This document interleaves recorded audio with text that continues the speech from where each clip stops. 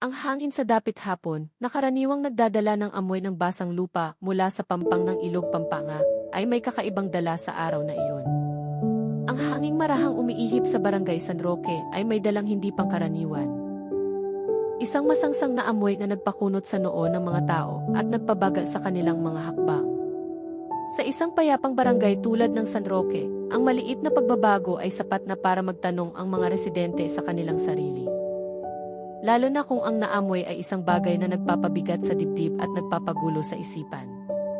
Si Mateo Reyes, ang kapitan ng barangay na ilang dekada nang naninirahan doon, ang unang nakapansin na mayroong talagang mali. Halos 60 taon na ang kanyang edad, ngunit matatag pa rin ang kanyang mga hakbang at matalas pa rin ang kanyang mga mata sa anumang pagbabago sa paligid. Sa loob ng maraming taon bilang takbuhan at sumbungan ng mga residente, sanay na siyang humarap sa mga problema. Ngunit sa hapong iyon, tila may bumara sa kanyang dibdib. Mayroong kakaiba, isang bagay na hindi niya maaaring basta na lamang ipagsawalang bahala. Naglakad siya sa gilid ng daanang lupa na humahati sa barangay at patungo sa direksyon ng isang maliit na lasyan na konektado sa malawak na kandabaswang. Ang matataas na talahib na malagong tumutubo ay marahang gumagalaw sa ihip ng hangin. Ngunit ang kapayapaang karaniwang naroroon ay tila naglaho. Naging mas matalas ang tingin ni Kapitan Mateo nang makita niya ang ilang kabataan na nagtatakip ng ilong habang tumatakbo papalayo sa direksyon ng lasyan. Isa sa kanila ang tumingin sa kanya at umiling na para bang nagsasabing mayroong isang bagay doon na hindi dapat nandoon. Dahan-dahan niyang nilapitan ang lugar. Ang hangin ay may dalang ang hindi pangkaraniwang amoy. Huminto siya sandali, huminga ng malalim at sinubukang kilalanin ang amoy. Hindi ito amoy ng patay na hayop na kung minsan ay lumilitaw tuwing tag-araw. Hindi rin ito amoy ng basurang inanod ng ilog. Ito ay isang amoy na tumatagos, nananatili sa ilong at nagpapatayo ng balahibo.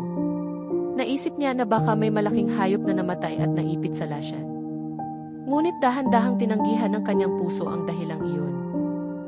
Sa gitna ng kanyang pag-iisip, narinig niya ang tunog ng isang humintong bisikleta sa kanyang likuran.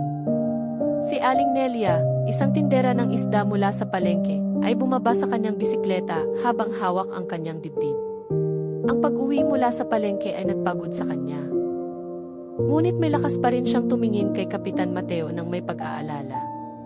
Kap, dumaan po ako kanina malapit dyan. Lalo pong tumindi ang amoy.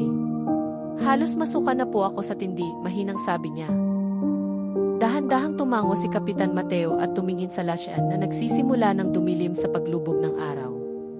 Hindi madaling mataranta si Aling Nelia, lalo na't ilang taon na siyang nagtitinda ng isda at sanay na sa amoy lansa. Kung siya ay nababagabag, nangangahulugang mayroon talagang hindi tama. Tingnan muna natin mula sa malayo, Nelia. Huwag kang masyadong lalapit, marahang sabi ni Kapitan Mateo. Naglakad sila ng may pag-iingat. Ang bawat hakbang ay tila mabigat dahil sa masasamang imahe na pumupuno sa kanilang isipan. Ang maliliit na ibon na karaniwang humuhuni sa mga sanga ng puno ng akasya ay unti-unting lumayo na para bang nakakaramdam din ng pagkabalisa sa hangin. Ang papalahong sikat ng araw ay lumikha ng maputlang kahel na kulay sa ibabaw ng tubig ng lasyan na nagdulot ng mga aninong nagpatingkad sa katahimikan ng lugar. Nang papalapit na sila sa isang sulok ng lasyan, biglang hinawakan ni Aling Nelia ang braso ni Kapitan Mateo nang nanginginig. Itinuro niya ang isang makapal na palumpong na tila may itinatago. Mula sa pagitan ng mga dahong marahang gumagalaw, may isang piraso ng gusot na telang madilim ang kulay na nakausli sa ibabaw ng basang lupa. Hindi gumagalaw ang tela, ngunit nagdulot ito ng pakiramdam na yumanig sa puso ng sinumang makakita. Kap, hindi po iyan ordinaryong tela, pabulong na sabi ni Aling Nelia, nanginginig ang boses. Napalunok si Kapitan Mateo. Sapat na ang kanyang karanasan para malaman kung ano ang kung minsan ay natatagpuan sa mga liblib na lugar na tulad nito, ngunit ayaw niyang magpadalos-dalos sa konklusyon. Lumapit siya ng kaunti pa, para lamang tiyakin kung ito ay isang lumang damit na itinapon o isang bagay na mas malala pa. Sa sandaling iginalaw niya ang isang maliit na sanga para alisin ang bahagi ng palumpong. Isang mainit na kaba ang gumapang mula sa kanyang batok hanggang sa kanyang mga balikat. Sa likod ng palumpong nakahahawi lamang, isang bagay ang nagpatigil sa kanyang paghinga. Maputlang balat, hugis ng katawan ng tao, tahimik at hindi gumagalaw. Tila huminto ang oras sandali, hinayaang sakupin ng tensyon ang kanyang buong katawan. Tinakpan ni Aling Nelia ang kanyang bibig gamit ang dalawang kamay. Nanginginig ang kanyang katawan, ngunit wala siyang imik. Tanging ang nanlalaki niyang mga mata ang nakatitig sa katotohanang nabunyag sa kanilang harapan.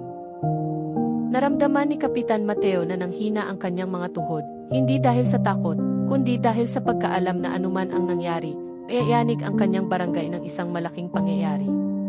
Alam niyang magbabago ang buhay ng mga residente pagkatapos ng araw na iyon. Huminga siya ng malalim at sinabi sa isang marahan, ngunit matatag na boses, "Nelia, kailangan nating i-report ito.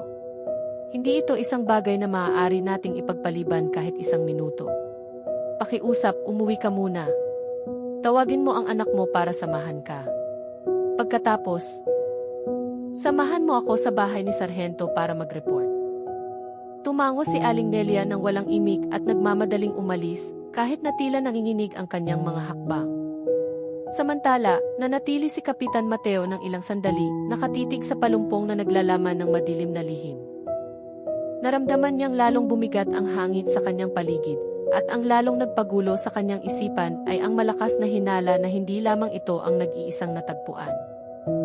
Ang masangsang na amoy na naamoy niya sa mga nagdaang araw ay nagpapahiwatig na mayroon pang ibang nakatago sa likod ng latsyan at mga palumpong.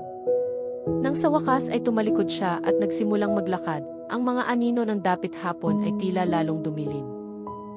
Ang araw na iyon ay naging simula ng isang serye ng mga pangyayari na iayanig sa buong lalawigan ng Pampanga, naguguluhin ang kapayapaan ng mga residenteng matagal nang namumuhay ng payapa kasama ang kalikasan. Walang nakakaalam na ang unang natagpuan ay simula pa lamang ng isang mahabang kwento na puno ng mga tanong at pighati. Ang balita tungkol sa natagpuang bangkay sa latsyan ng Barangay San Roque ay kumalat ng mas mabilis pa sa hanging umiihip sa kahabaan ng Ilog Pampanga. Pagsapit ng gabi, ang mga bahay na karaniwang puno ng tawanan at kwentuhan ay napuno ng mga bulungang puno ng pangamba. Ang mga gasera at ilaw sa mga beranda ay mas maagang sinindihan na para bang nais ng bawat pamilya na tiyaking maliwanag ang kanilang tahanan sa gitna ng dahan-dahang gumagapang na pagkabalisa.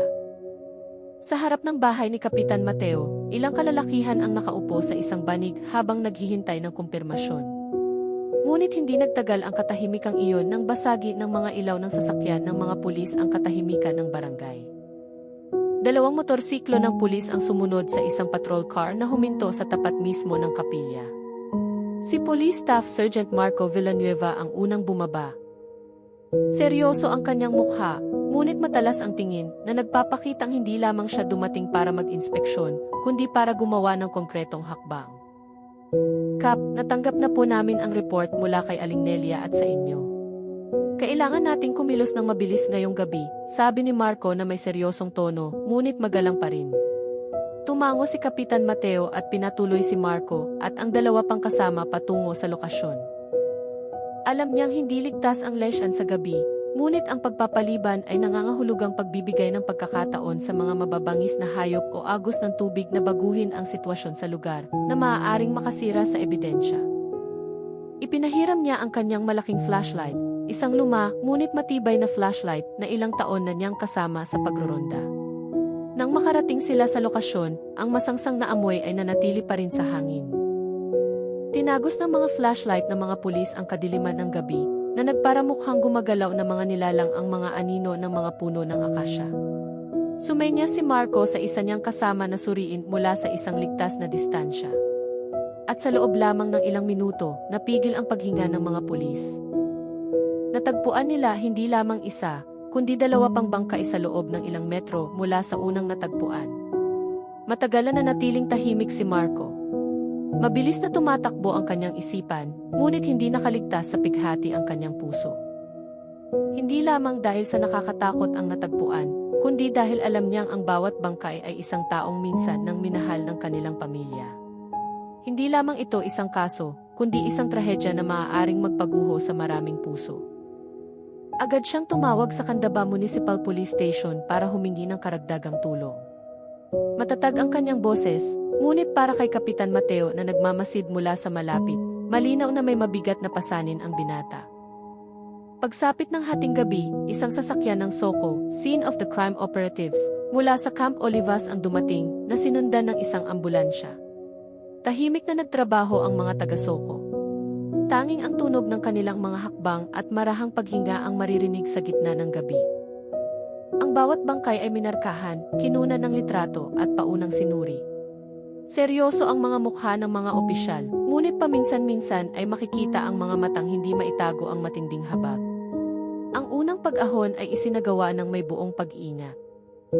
Inangat ng mga tauhan ang bangkay gamit ang puting telang espesyal na inihanda. Samantala, ang mga residente ay nanonood mula sa malayo, hindi naglalakas loob na lumapit, ngunit hindi rin makaalis sa lugar. Walang nagsasalita ng malakas, na para bang ang gabi ay naglalaman ng mga dasal na hindi binibigkas.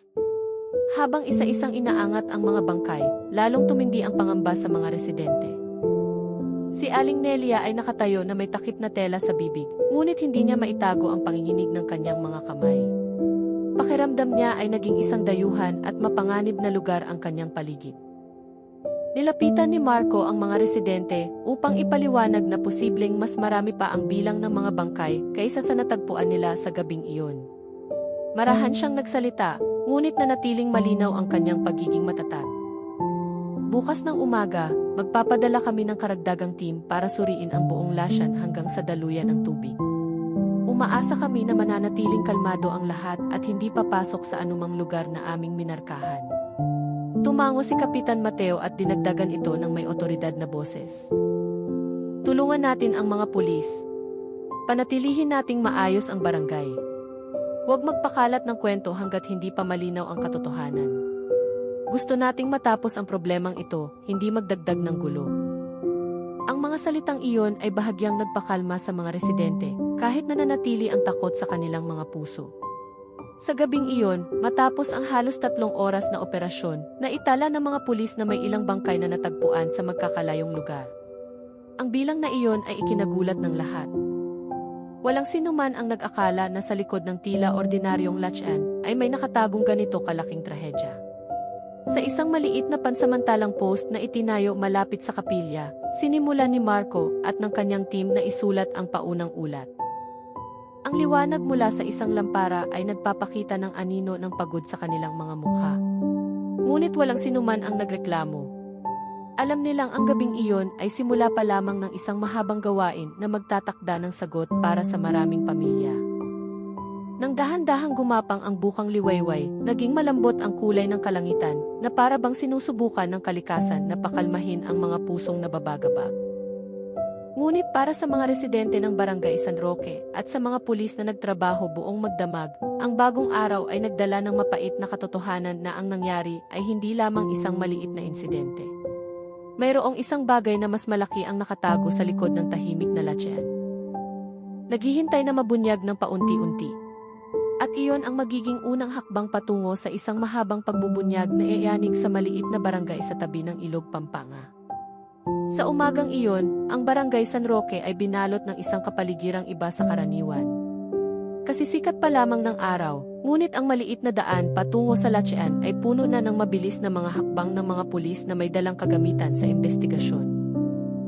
Ang huni ng mga ibon na karaniwang sumasalubong sa umaga ay tila lumayo, na para bang nararamdaman na ang barangay ay dinadalaw ng isang di pangkaraniwang pagkabalisa. Sinimulan ng mga pulis na maglagay ng dilaw na police line sa ilang mga punto, mula sa maliit na daan ng lupa hanggang sa gilid ng Lasyan na naging sentro ng atensyon kagabi. Ang linyang iyon ay kapansin-pansin sa gitna ng berdeng damuhan at tubig na sumasalamin sa liwanag ng umaga, isang senyales na ang lugar ay nasa ilalim na ng mahigpit na pagbabantay. Nakatayo ang mga residente sa likod ng linyang iyon, nakatingin ng maihalong kuryosidad, takot at pagkalito. Nakatayo si Kapitan Mateo sa gilid ng mga residente, tinitiyak na walang lalampas sa hangganan. Alam niyang mahirap pigilan ang pag-usisa. Ngunit, naiintindihan din niya kung gaano kahalaga na mapanatiling buo ang lokasyon. Huminga siya ng malalim at pinakalma ang isang ina na tila balisa habang yakap ang maliit na anak sa kanyang tabi. Huminahon po kayo, inay. Para po ito sa kabutihan nating lahat. Huwag po tayong lalampas sa linya. Huwag din po muna tayong lalapit, marahan niyang sabi habang tinatapik ang balikat ng ina. Sa kabilang panig ng linya, seryosong nagtatrabaho ang mga tauhan ng Soko. Nakasuot sila ng guwantes, maskara, at espesyal na damit. Bawat hakbang ay itinatala, bawat sulok ay sinusuri. Ang mga bangkay na natagpuan kagabi ay inilagay na sa isang lilim na lugar. Habang naghihintay ng karagdagang pagsusuri, isa-isang inalis ng mga tauhan ang puting tela na nakatakip sa mga katawan at maingat na itinala ang kanilang kondisyon. Ang ilang bangkay ay tila mas matagal ng patay kaysa sa iba, nagpapakita ng mga palatandaan na hindi sila sabay-sabay namatay. Ang ilang katawan ay buo pa, habang ang iba ay may mga pinsalang nagpakunot sa noo ng mga opisyal. Hindi ito isang madaling tanawin para sa sinuman, kahit na para sa kanila na sanay na sa mahihirap na sitwasyon. Nakatayo si Marco, hindi kalayuan, pinagmamasdan ang trabaho ng kanyang mga kasama habang pinipigilan ang mabigat na paghinga. Naalala niya ang kwento noong bata pa siya tungkol sa kanyang amang nawala sa ilog. Tumingin siya sa latsian na may nag-iinit na mga mata, ngunit ibinalik niya ang kanyang focus sa trabaho. Hindi ito ang oras para maglunod sa mga alaala. Bagamat nanginginig pa rin ang kanyang puso, si Police Major Leo de Guzman ay dumating kasama ang ilang opisyal mula sa SE Regional Office 3. Ang kanyang pagdating ay nagdala ng kaunting pagbabago sa takbo ng umaga. Nagbigay siya ng mahigpit na mga tagubilin, ngunit ang kanyang tingin ay nagpapakita pa rin ang paggalang sa team na nagtrabaho mula pa kagabi. Binati niya si Kapitan Mateo ng may respeto at ibinaling ang kanyang tingin sa mga residenteng dumarami sa likod ng dilaw na linya. Mga Ginoo, mga ginang, pakiusap, bigyan ninyo ng espasyo ang aming team. Kailangan namin ng oras para matiyak na lahat ng ebidensya ay maitala ng maayos. Hinihiling po namin ang inyong kooperasyon, sabi ni de Guzman na may matatag ngunit magiliw na boses. Dahan-dahang tumango ang mga residente. Narinig ang iyak ng isang batang humihiling na umuwi, ngunit karamihan ay nanatiling tahimik, na para bang natatakot na ang kanilang mga salita ay makasira sa marupok na balanse ng umagang iyon. Paminsan-minsan, may tinatawag ang isang opisyal mula sa command post para magtala ng paunang datos. Ngunit, karamihan sa mga bangkay na natagpuan ay walang dalang anumang pagkakakilanlan. Walang pitaka, walang kahit na maliit na bagay na maaaring magbigay ng malinaw na palatandaan kung sino sila. Tanging mga damit na kupas at ilang maliliit na bagay na natagpuan sa paligid. Ngunit, hindi pa rin iyon sapat para sagutin ang anumang tanong. Itinala ng mga taga-Soko ang sukat ng katawan, tinatayang edad, at mga palatandaan sa katawan na makikilala pa. Para sa kanila, ito ay isang regular na proseso. Ngunit para kay Kapitan Mateo na nagmamasid mula sa malayo, para siyang nanonood ng isang linya ng mga kwento ng tao na naputol ng hindi man lang naisalaysay. Samantala, nagsimulang marinig ang mahinang usapan ng mga residente. Bagamat hindi masyadong malakas, may mga bumubulong tungkol sa mga nawawalang tao na hindi para umuuwi ilang linggo na. Mayroon ding nakaalala sa mga sabi-sabi tungkol sa isang truck na dumadaan sa gabi ng walang ingay. Ngunit, agad silang pinakalma ni Kapitan Mateo, pinaalalahanan na hindi pa oras para gumawa ng konklusyon. Hintayin natin ang opisyal na resulta. Lahat tayo gustong malaman ang katotohanan, pero huwag tayong magpapadala sa haka-haka, sabi niya nang may pasensya. Malapit sa pampang ng lasyan, nakatayo si Aling Nelia, nakatingin sa tubig na sumasalamin sa kalangitan.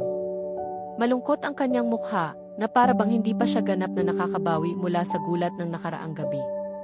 Tinitingnan niya ang police line at ang mga opisyal na may mga matang puno ng habag. Sa kanyang isipan, tinatanong niya kung gaano karaming pamilya ang naghihintay ng balita tungkol sa kanilang mga mahal sa buhay. Marahil ay hindi alam na ang kanilang kapalaran ay nakahimlay na sa ilalim ng puting tela sa gilid ng latyan. Si Chris Ana Santos, na nakaduty sa information post, ay dumaan na may dalang mga formularyo. Tumingin siya saglit kay Aling Nelia at nilapitan ito. Aling Nelia, kung may nakita o narinig po kayo dati, pakidaan po sa post mamaya, ha? Lahat po ng impormasyon ay makakatulong, sabi niya ng may marahang boses. Tumango lamang si Aling Nelia, hindi pa rin alam kung saan magsisimulang magkwento. Marami siyang gustong sabihin, ngunit nananatiling tikom ang kanyang lalamunan. Sa gitna ng lahat ng ito, nakatayo si de Guzman habang pinagmamasdan ang takbo ng pagsusuri. Alam niyang napakahalaga ng unang hakbang na ito. Bawat bangkay na natagpuan ay may dalang kani-kanyang kwento, at ang kanilang tungkulin ay buuin ang libu-libong maliliit na piraso para maging isang makatuwirang paliwanag. Hindi madali ang trabahong iyon. Ngunit determinado siyang magbigay ng sagot sa mga residente at sa mga pamilyang naghihintay. Ang umaga ay naging tanghali. Tumataas ang sikat ng araw, ngunit hindi humuhupa ang tensyon sa barangay. Nanatiling nakalatag ang police line, isang hangganan sa pagitan ng misteryong hindi pa nabubunyag at ng buhay ng mga residenteng naghihintay sa pangamba. Bawat hakbang ng mga opisyal ay nagdadala ng pag-asa at kasabay na pangamba na ang matutuklasan ay mas malaki pa sa kanilang inaasahan. Ngunit anuman ang naghihintay sa likod ng investigasyong ito, isang bagay ang malinaw sa lahat. Ang Barangay San Roque ay hindi na tulad ng dati at ang daan patungo sa katotohanan ay nagsimula pa lamang. Ang tanghali sa Barangay San Roque ay mas mabigat kaysa karaniwan. Matindi ang sikat ng araw sa ibabaw ng lasyan, ngunit dahil sa tensyon, tila maputla ang liwanag nito. Ang police line na nakakabit mula pa kaninang umaga ay tila isang hangganan sa pagitan ng ordinaryong pang-araw-araw na buhay at ng tahimik na mundong naglalaman ng madilim na mga lihim. Ang mga opisyal ay naglalakad ng may regular na hakbang, dala ang mga espesyal na supot na naglalaman ng ilang bagay na kanilang natagpuan sa paligid ng lokasyon. Sa isang simpleng mesa na dinala mula sa barangay hall, inilagay ng mga tauhan ng soko ang ilang mga ebidensya na kanilang nakalap. May isang piraso ng telang kupas ang kulay, isang butons ng damit na natanggal, at isang maliit na piraso ng kahoy na tila ginamit para suportahan ang isang bagay. Bagamat tila simple, para sa mga investigador, ang maliliit na bagay na ito ay maaaring maging mahalagang pahiwatig na magbubukas sa direksyon ng investigasyon. Nakatayo si Marco, pinagmamasdan ang bawat bagay na maingat na inilalatag. Pinansin niya ang himaymay ng tela na tila punit sa isang sulok at ang bakas ng putik na nakadikit pa rin sa dulo ng kahoy. Bawat bagay ay tila may dalang tahimik na kwento na naghihintay na isalin ng isang matalas na isipan. Dumating si Major de Guzman upang suriin ang mga bagay na iyon. Yumuko siya, tinitingnan ang mga ito ng hindi direktang hinahawakan, at sinabi sa malalim na boses, hindi tayo dapat magmadali. Bawat bagay dito ay maaaring may kaugnayan sa nangyari. Ayusin natin isa-isa para maging malinaw ang ating susunod na hakbang. Tumango si Marco. Pagkatapos ay tinawag niya ang dalawa niyang kasama para ihanda ang mga talaan para sa pagbuo ng kronolohiya. Sa gitna ng abalang iyon, ang mga residente ay nakatayo sa isang ligtas na distansya, nagmamasid na may halong pag-usisa na pinipigilan. Samantala, isang opisyal ang may dalang maliit na whiteboard na naglalaman ng paunang tala tungkol sa oras ng pagkatagpo sa una, ikalawa at ikatlong bangkay. Lahat ay maingat na itinala, mula sa oras ng pagdating ng team, direksyon ng paghahanap, hanggang sa distansya sa pagitan ng bawat punto. Magaspang pa ang kronolohiya, ngunit nagsisimula na itong bumuo ng isang malinaw na timeline. Sinuri ni Marco ang mga tala na iyon ng may matalas na tingin. Sinusubukan niyang iugnay ang oras ng unang paglitaw ng masangsang na amoy na naramdaman ng mga residente sa serye ng pagkatagpo sa mga bangkay. May mga agwat ng oras na hindi regular, mayroon ding mga puntong tila mas malayo kaysa sa kanilang inaasahan. Ngunit ang paunang pattern ay nakikita na. Bagamat hindi pa sapat para makabuo ng konklusyon. Habang inaayos ng mga investigador ang datos, isang miyembro ng team ang may dalang maliit na laptop na naglalaman ng ilang recording mula sa TV, sa tulay ng Karatigbayan at sa ilang tindahan sa tabi ng highway. Hindi marami ang recording, ngunit sapat na para magbigay ng direksyon. Maingat na pinanood ni Marco ang screen. May isang malaking sasakyan na dumaan sa dilim ng gabi. Huminto sandali at pagkatapos ay umalis patungo sa parehong direksyon. Sa hindi gaanong katagalang agwat, hindi malinaw ang hugis ng sasakyan. Ngunit ang kilos nito ay nag-iwan ng impresyon na nagpabuntong hininga kay Marco. May isang bagay na nagparamdam sa kanya na hindi maaaring baliwalain ang recording na iyon. Inutusan niya ang opisyal na kopyahin ang larawan para masuri ng mas detalyado sa command post habang abala ang team sa pagsusuri ng ebidensya. Nakatayo si Kapitan Mateo, kasama ang iba pang residente.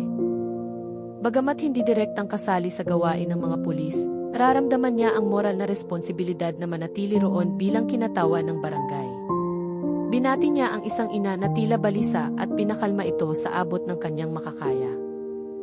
Hindi kalayuan sa kanila, tinawag ni Giz, Ana Santos ang ilang saksi para magbigay ng testimonya.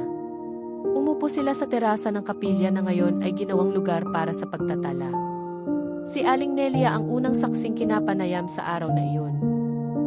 Dahan-dahan siyang umupo, mahigpit na hawak ang dulo ng kanyang damit. Aling Nelia, gusto lang po naming marinig ang buong kwento ninyo. Huwag po kayong matakot, sabi ni Ana sa marahang boses. Tumango si Aling Nelia bagamat ang kanyang mga mata ay nagpapakita pa rin ng pagkabigla. Ikinuwento niya na sa loob ng ilang araw, bago ang insidente, madalas siyang makaamoy ng kakaibang amoy kapag dumadaan sa parehong lugar. Akala niya ay amoy lamang iyon ng nabubulok na lupa o dahon, ngunit lalo itong tumitindi sa bawat araw.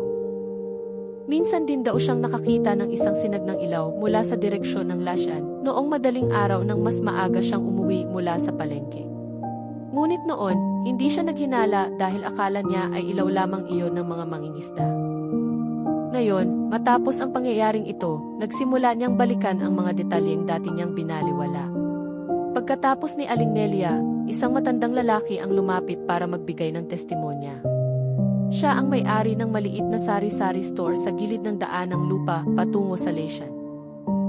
Nanginginig ang kanyang boses ng ikwento na minsan siyang nakakita ng isang malaking sasakyan na dumaan ng marahan sa gitna ng gabi. Hindi bukas ang ilaw ng sasakyan, tanging isang madilim na liwanag lamang na tila kakaiba. Akala niya ay grupo lamang iyon ng mga mangangalakal mula sa ibang lugar. Ngunit nang marinig niya ang balita tungkol sa mga natagpuang bangkay, naramdaman niyang hindi na iyon makatuwiran. Itinala ni De Guzman ang bawat salita ng may seryosong mukha. Ang testimonya ay nagbukas ng bagong posibilidad na kailangang suriin ng mas malalim. Sumenyas siya kay Marco na ipasuri sa ibang mga miyembro ang daang binanggit ng saksi. Tahimik ang daang iyon sa araw, ngunit maaaring maging lugar ng madilim na transaksyon sa gabi. Pagsapit ng hapon, mas marami pang ebidensya ang nakalap. Ang mga testimonya ng mga saksi ay nagsimula ng maayos na maitala. Ang mga recording mula sa KTV ay nasecure na. Lahat ng pirasong iyon ay dahan-dahang bumubuo ng isang maliit na larawan kung ano ang posibleng nangyari bago natagpuan ang mga bangkay. Naramdaman ng mga opisyal ang pagod. Ngunit, walang sinuman ang umalis sa kanilang tungkulin. Alam nilang bawat minuto ay mahalaga at bawat hakbang ng investigasyon ay maaaring maglapit sa kanila sa sagot na hinihintay ng maraming pamilya. Sa kabilang panig ng police line, naghihintay pa rin ang mga residente na may pusong puno ng tanong. Lumubog na ang araw sa kanluran, ngunit hindi pa rin humuhupa ang kanilang pagkabalisa. Umaasa silang malulutas agad ang misteryo. Bagamat sa kanilang puso ay may takot sa kung ano ang kanilang maririnig sa mga susunod na araw. Ang mga araw na karaniwang payapa sa Barangay San Roque ay nagsimulang magbago mula ng yugyugi ng pagkatuklas sa mga bangkay sa Lasyan ang mga residente. Ang maliit na kalsada na dati puno ng tinig ng mga batang naglalaro ay ngayon tila tahimik. Wala nang sigawan o masasayang yabag. Ang mga ina na karaniwang nakaupo sa kanilang mga beranda habang nagdiniting o nag-aayos ng gulay ay mas madalas nang nagsasara ng pinto, bahagya lamang binubuksan ang bintana para sumilip sa labas. Dahan-dahang gumapang ang takot sa mga tahanan, nag-iiwan ng pagkabalisa na hindi madaling alisin. Sa kainan ni Mang Lito, malaki ang ibinawas ng mga parokyano. Ang mga residenteng karaniwang nagtitipon para magkwentuhan ay dumadaan na lamang sandali para bumili ng bigas o asukal at mabilis na umuwi. Ang mga usapan ay naging bulungan na para bang bawat salita ay kailangang ingatan para hindi magdulot ng bagong kaguluhan. Ano na to, Lito? Parang hindi na ito ang barangay natin, sabi ng isang matandang lalaki habang nakatingin sa kawalan patungo sa ilog. Napabuntong hininga si Mang Lito. Wala siyang sagot. Ngunit alam niyang mayroong isang bagay na mas malaki ang gumagalaw sa likod ng huwad na katahimikang ito. Samantala, naglibot si Kapitan Mateo sa barangay para tiyakin ang kalagayan ng mga residente. Marami ang nagtanong sa kanya. Ang ilan ay gustong malaman kung ano talaga ang nangyayari. Ang ilan naman ay gusto lamang makarinig ng boses na makakapagpakalma sa kanilang mga puso. Kahit sandali lang. Kap, alam na po ba ng mga pulis kung sino ang mga biktima? May panganib po ba sa atin dito? Tanong ng isang ina habang mahigpit na hawak ang kamay ng kanyang anak. Sumagot si Kapitan Mateo nang may bahagyang panginginig sa boses, ngunit puno ng katatagan. Hintayin po natin ang opisyal na resulta mula sa pulisya. Huwag po tayong gagawa ng sariling desisyon. Ingatan po ang pamilya, manatili sa bahay kung walang importanteng gagawin. Ang sagot na iyon ay bahagyang nagpakalma, bagamat nananatili ang pag-aalala sa mukha ng ina. Pagsapit ng tanghali, ilang residente ang nagpunta sa munisipyo. Hindi sila nagdala ng galit, kundi ng pagkabalisa na naipon mula pa noong gabing iyon. Sa labas ng opisina, ilang kalalakihan ang nakaupo habang hinihilot ang kanilang noo. Samantala, ang mga ina ay nakatayo habang magkakahawak kamay. Sinusubukan nilang intindihin ang sitwasyon, ngunit dahil sa takot, hindi malinaw ang kanilang isipan. Lumabas si Mayor de la Cruz para salubungin sila, pagod ang kanyang mukha matapos samahan ang mga pulis buong magdamag. Tumayo siya sa harap ng mga residente nang may mahinahong kilos. Bagamat mabigat din ang kanyang kalooban, alam niyang ang kanyang mga salita ay makakatulong para pakalmahin ang buong komunidad. Mga kababayan, pakiusap, pakinggan ninyo akong mabuti. Ang lokal na pamahalaan, kasama ang pulisya, ay nagsasagawa ng malawakang investigasyon. Hinihiling po namin na huwag magpakalat ng mga balitang hindi kumpirmado. Lahat tayo ay gusto ng katotohanan. Ngunit huwag nating hayaang mawala ang ating kapayapaan, sabi niya nang may paos ngunit malinaw na boses. Isang lalaki ang dahan-dahang lumapit, mahina ang kanyang boses ngunit puno ng pag-asa. Natatakot lang po kami, Mayor. Hindi po namin alam kung ano ang nangyayari sa aming lugar. Tinapik ni Mayor de la Cruz ang balikat ng lalaki. Nararamdaman nating lahat iyan, pero maniwala kayo, hindi tayo pinababayaan. Ang mga pulis at ang team mula sa regional office ay nagtatrabaho araw at gabi. Ang ating tungkulin ay panatilihing kalmado ang ating komunidad at palakasin ang isa't isa. Ang mga salitang iyon ay nagpatango sa mga residente. Hindi nito lubusang inalis ang takot, ngunit nagbigay ito ng espasyo para sa paghinga na matagal ng tila naninikip. Halos kasabay nito, pinalakas ng mga pulis ang pagbabantay. Isang pansamantalang checkpoint ang itinayo malapit sa tulay. Sa gabi, sinisindihan ang mga lampara para maramdaman ng mga residente na ligtas sila kapag dumadaan. Bagamat nananatiling iba ang pakiramdam, dalawang opisyal ang nagbabantay habang inoobserbahan ang bawat sasakyang dumadaan.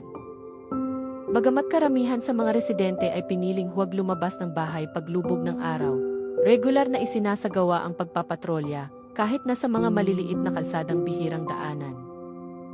Ang tunog ng sapatos ng mga opisyal sa daan ng lupa at ang sinag ng flashlight na dumadaan sa pagitan ng mga puno ay naging isang bagong tanawin na dahan-dahang tinanggap ng mga residente. Ngunit nanatili ang tensyon, tulad ng isang anino na patuloy na sumusunod kahit na patuloy ang paghakbang. Sa kanyang bahay, nakaupo si Aling Nelia malapit sa pinto habang nakatingin sa walang taong kalsada. Naaalala pa rin niya ang unang natagpuan. Hawak niya ang isang mainit na tasa ng tsaa, gamit ang dalawang kamay, umaasang ang init nito ay magpapahupa sa panginginig na paminsan-minsan ay lumilitaw ng hindi niya namamalayan. Sa ibang lugar, si Elena ay nakatanggap ng balita mula sa kanyang kapitbahay na nagbukas ng information post ang mga pulis sa munisipyo. Matagal siyang natahimik matapos itong marinig, bago tuluyang yumuko para pigilan ang damdaming matagal na niyang itinatago. Isang buwan nang hindi umuuwi ang kanyang asawa. Umaasa lamang siya na hindi kasama ang kanyang asawa sa mga biktima. Ngunit sa gitna ng pag-asa, gumapang ang takot sa kanyang buong katawan. Pagsapit ng hapon, muling naglabas ng paalala ang pamahalaang barangay sa pamamagitan ng speaker ng kapilya. Marahan itong umalinggaw sa buong barangay. Mga kabarangay, pakiusap, manatiling kalmado at manatili sa bahay kung walang mahalagang gagawin. Ibigay ang lahat ng impormasyon sa mga otoridad. Huwag basta-basta maniwala sa mga balitang hindi kumpirmado. Ang boses na iyon ay tila nagpakalma, ngunit sa bawat bahay, lalong tumindi ang pag-iingat.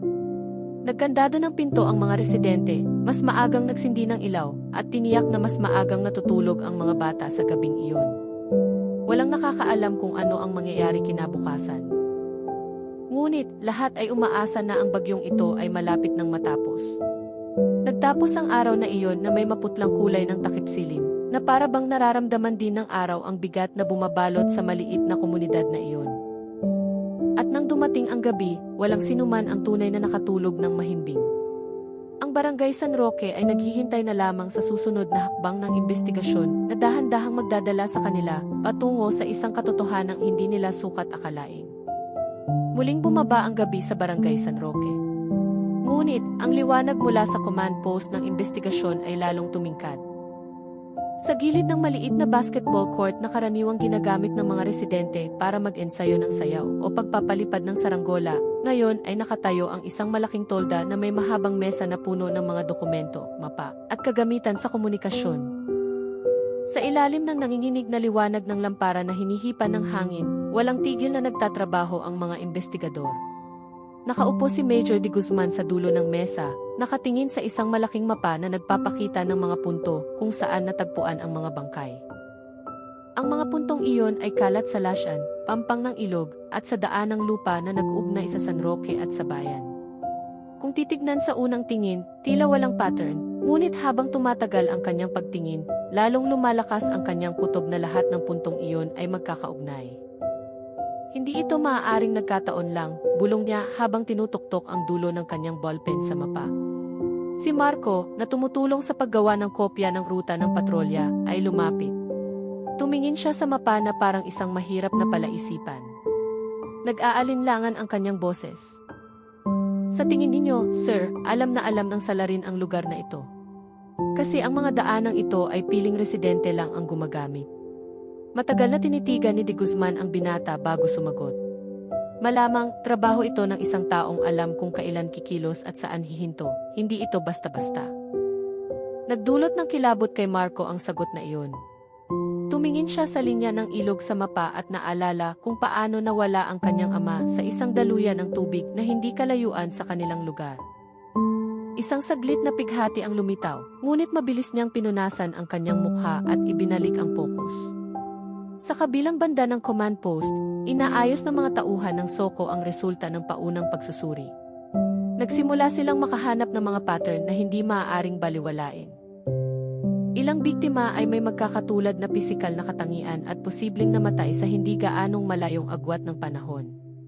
Ngunit, mayroon ding mga biktima na tila mas matagal nang nasa Lasyan na nagpapahirap sa proseso ng pagkakakilanlan. Habang nagtatrabaho ang mga pulis, lalong dumami ang tao sa information post sa munisipyo. Mga pamilya mula sa iba't ibang lugar ang dumating dala ang mga larawan ng kanilang mga nawawalang kamag-anak. Mayroong galing sa Tarlac, mayroon ding galing sa Nueva Ecija.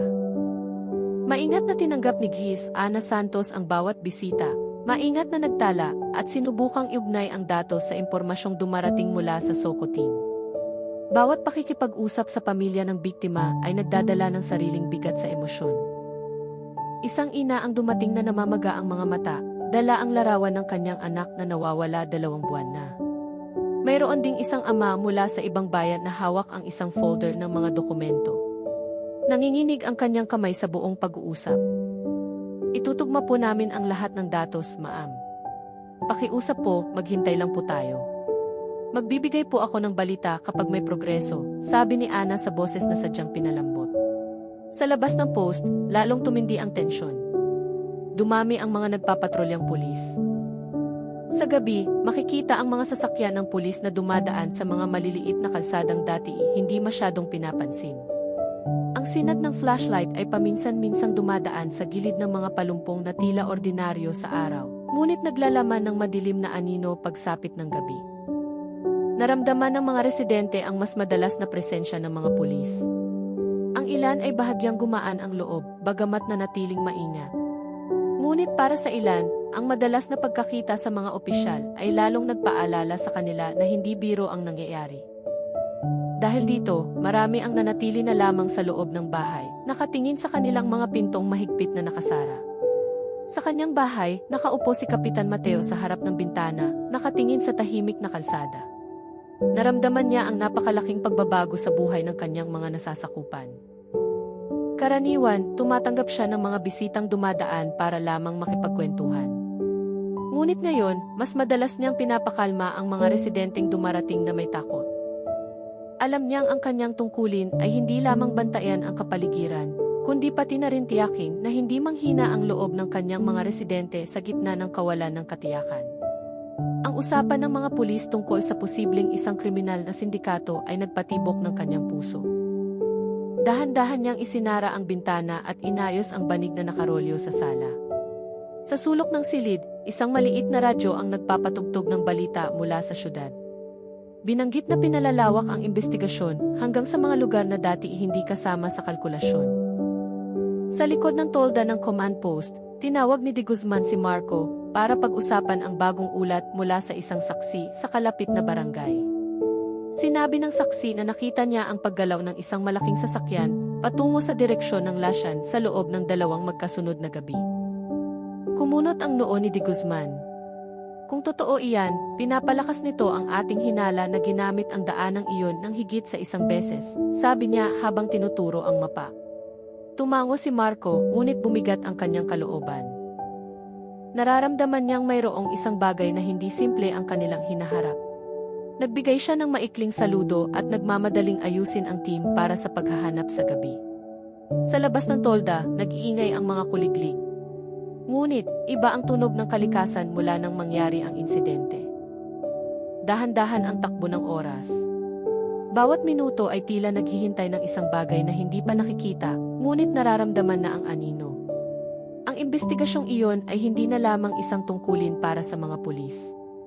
Ito ay naging isang mahabang paglalakbay na kinasasangkutan ng puso ng buong komunidad. Mahaba pa ang kanilang lalakbayin, ngunit dahan-dahan, ang maliliit na piraso ay nagsisimula ng mabuo. At sa gitna ng katahimikan ng gabi, alam ng lahat na may isang sagot na papalapit. Bagamat ang anyo nito ay hindi pa ganap na nakikita. Inalis ng sikat ng araw sa umaga ang manipis na hamog na nakabitin sa ibabaw ng Lashan ng San Roque. Sa likod ng tila malambot na ganda ng kalikasan, patuloy na nagtatrabaho ang mga opisyal, sinusuri ang isang mas malawak na lugar. Dala nila ang mga panukat, kamera, at mga supot para sa mga sample. Bawat pulgada ng lupa at tubig ay pinapansin ng may mataas na katumpakan, na para bang sinusubukan ng kalikasan na ibulong ang kanyang mga lihim ng paunti-unti.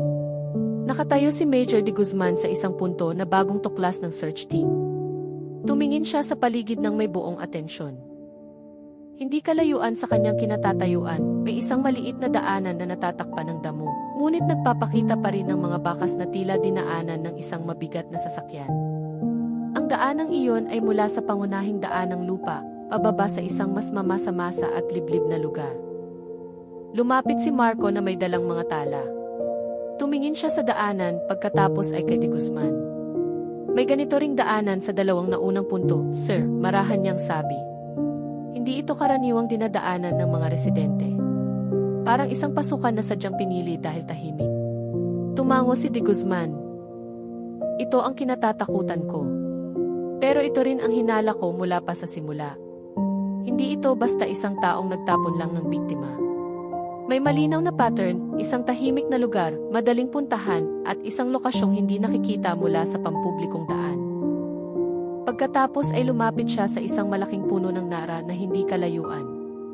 Ang balat ng puno ay may gasgas sa isang bahagi, na para bang nakaskas sa isang matigas na bagay. Sa ilalim nito, bahagyang sira ang lupa, tila bakas ng isang malaking gulong na masyadong bumaon. Itinala ni Marco ang natuklasang iyon. Samantala, ang iba pang opisyal ay nagsusuri ng mga sample ng putik na natagpuan sa paligid ng lugar. Ilang maliliit na bato ang natagpuan. Bagamat tila simple, para sa investigasyon team, ang mga bagay na tulad nito ay maaaring magbigay ng pahiwatig tungkol sa sasakyang dumaan o kung saan ito nanggaling. Pagkaraan ng ilang sandali, humingi si De Guzman ng ulat mula sa SOCO team na katatapos lang sa paunang pagsusuri sa mga bangkay na natagpuan kahapon. Ang pinuno ng SOCO, isang babaeng nasa katanghali ang gulang na nagngangalang Dra. Herna ay dumating na may dalang makapal na folder ng mga maayos na tala. Nagsalita siya sa isang mahinahong tono, ngunit may bigat. Karamihan sa mga biktima ay namatay sa magkakaibang oras, sir. Mayroong posibleng ilang araw pa lang, mayroong 1 buwan, at mayroon ding mas matagal pa roon. Nag-angat ng tingin si Marco sa pagkabigla. Hindi niya inaasahan na ganoon kalayo ang agwat ng panahon. Nagpatuloy si Dra. Herna. Hindi ito nangyari sa isang gabi lang. May mahabang agwat ng panahon, marahil ay ilang linggo o higit pa. At isa pa, ang pattern ng sugat sa ilang biktima ay tila nagmula sa parehong sitwasyon, pero hindi lahat. Mayroong posibleng namatay sa ibang dahilan.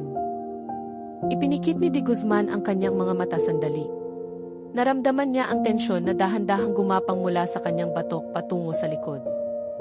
Ang impormasyong iyon ay nagpatibay sa hinala na ang pangyayaring ito ay hindi biglaan, kundi isang bagay na matagal nang nagaganap, planado, at paulit-ulit na ginagawa sa magkakaibang lugar, ngunit may parehong katangian. Iminulat niya ang kanyang mga mata at lumapit sa mapa na dala ni Marco. Bawat punto ng pagkatuklas ay minarkahan ng pulang bilog. Kung guguhitan ng linya, ang pattern ay tila isang serye ng mga daan na magkakaugnay kahit na malayo ang distansya. Subukan mong tingnan, sabi ni De Guzman habang tinuturo. Ang mga lokasyon ay nasa mga lugar na maaaring puntahan mula sa malaking kalsada, ngunit nakatago sa paningin ng tao. Hindi kalayuan sa ilog, maraming latsyan, mga lugar na tahimik sa gabi. Tumingin si Marco sa mapa na may kunot sa noo. Parang may isang taong alam na alam ang lugar na ito. Parang pinili niya ang mga lugar na iyon hindi dahil sa nagkataon lang. At iyon ang dahilan kung bakit hindi ako makatulog kagabi, mahinang sagot ni De Guzman. Sa kabilang panig ng lugar ng investigasyon, nagsimulang dumating ang mga residente sa pinapayagang distansya. Hindi sila lumalapit, ngunit nanonood mula sa malayo na may mga matang puno ng pag-usisa na may halong takot. Nakatayo si Aling Nelia kasama ang dalawang kapitbahay, nakatingin habang inaangat ng isang opisyal ang isang malaking supot ng sample. Ano na naman kaya iyan? Bakit parang padami ng padami, bulong ng isa sa mga kapitbahay. Hindi sumagot si Aling Nelia. Bumibigat ang kanyang puso sa tuwing nakikita niya ang mga opisyal na may dalang supot, sample, o nagtatala ng isang bagay na may seryosong mukha. Yakap niya lamang ang maliit na bayong sa kanyang tabi, na para bang yakap niya ang damdaming lalong nagiging mahirap kontrolin. Hindi kalayuan doon, kinakausap ni Kapitan Mateo ang mga residenteng nagsisimula ng mabahala. Sinubukan niyang ipaliwanag sa simpleng paraan para hindi madagdagan ang takot. Sinabi niya na ang proseso ng investigasyon ay kailangang maging malawakan at habang mas maraming bagay ang natutuklasan, mas malaki ang pagkakataong mabunyag kung sino ang salarin at kung ano talaga ang nangyari. Sa command post sa munisipyo, muling sinuri ni Gis, Ana Santos ang listahan ng mga nawawalang tao na naitala mula pa noong nakaraang 2 buwan. Mas marami pala ito kaysa sa kanyang inaasahan. May mga pangalan ng residenteng nawawala ng walang balita mula sa ibang lugar. Mayroon ding mga tala ng mga taong huling nakita sa kahabaan ng Ilog Pampanga. Inayos niya ang lahat ng maingat, umaasang kung itutugma ang datos na ito sa resulta ng SOCO, maililitaw na liwanag. Samantala, sa ilalim ng nagsisimulang uminit na sikat ng araw, huminga ng malalim si De Guzman. Tumingin siya sa lasyan, sa maliit na tahimik na daan, at muling tumingin sa mapa. Lahat ng kanilang natagpuan sa araw na ito ay hindi nakakalito, bagkus ay lalong nag-ugnay sa maliliit na pirasong dati magkakahiwalay. Lumingon siya kay Marco at sinabi sa isang mabigat, ngunit matatag na boses, lumalapit na tayo sa isang bagay. Oras na lang ang hinihintay hanggang sa maging malinaw ang lahat. Pero simula pa lang ito, Marco.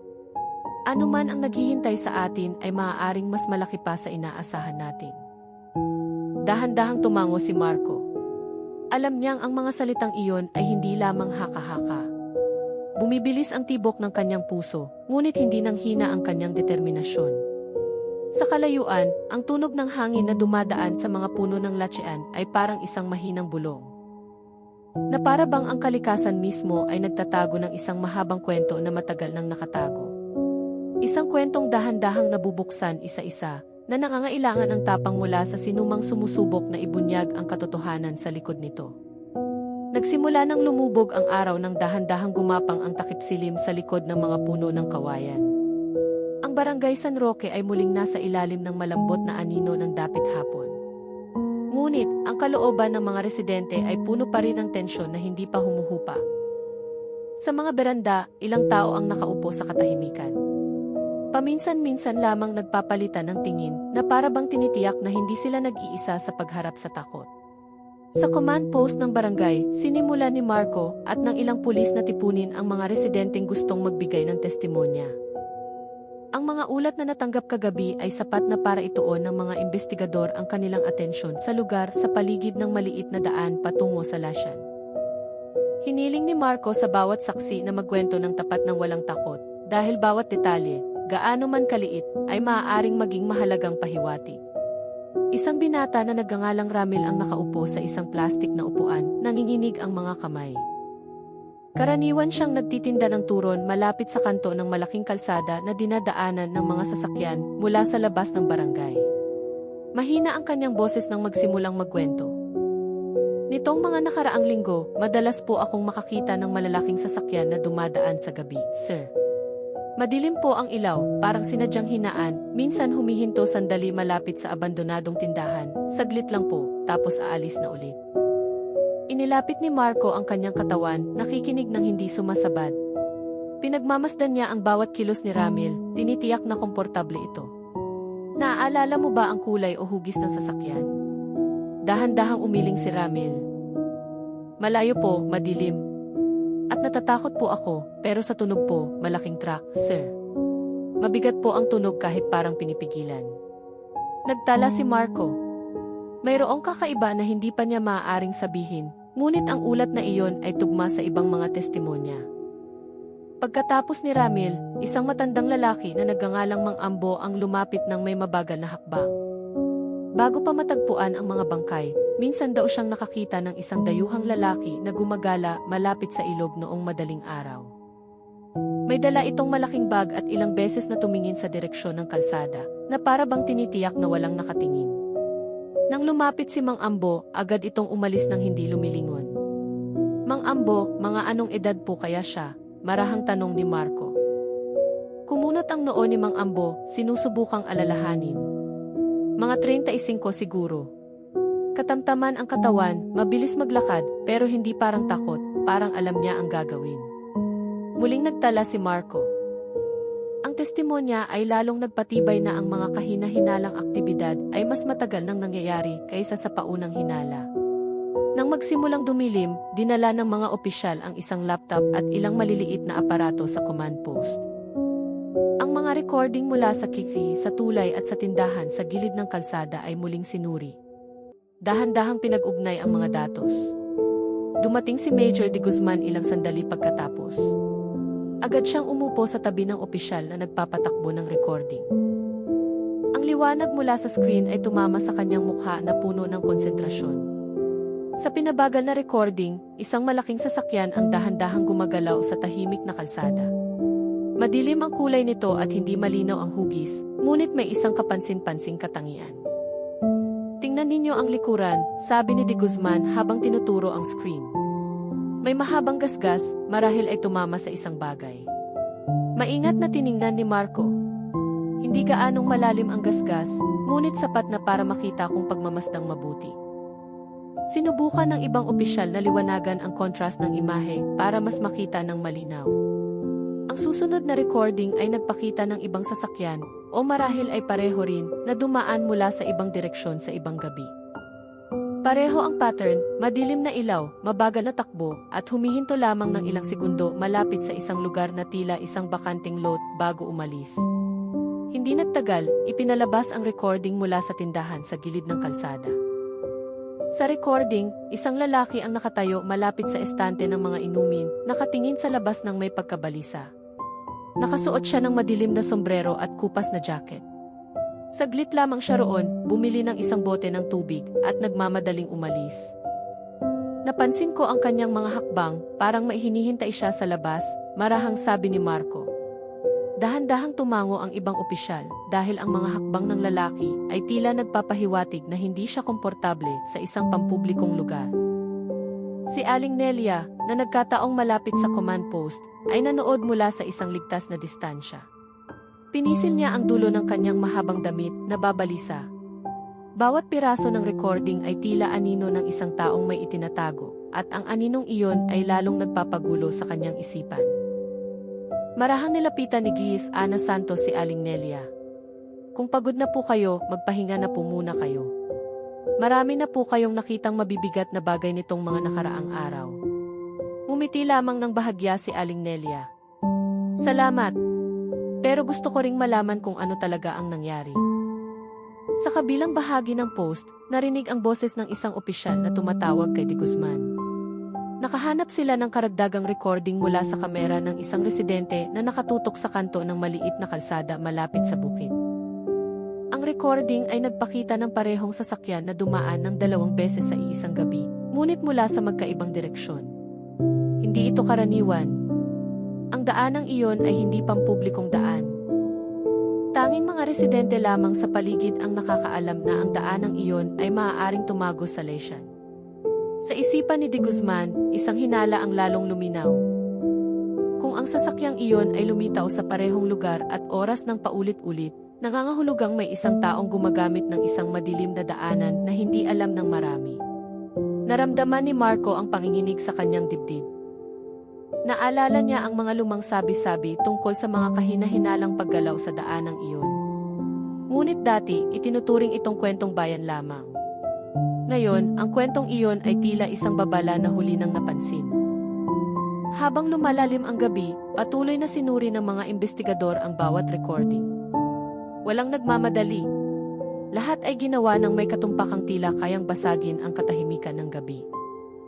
Ang mga residenteng nanatili sa paligid ng post ay nakatayo sa katahimikan, pinapanood kung paano dahan-dahang nabubuo ang malaking larawan mula sa maliliit na piraso.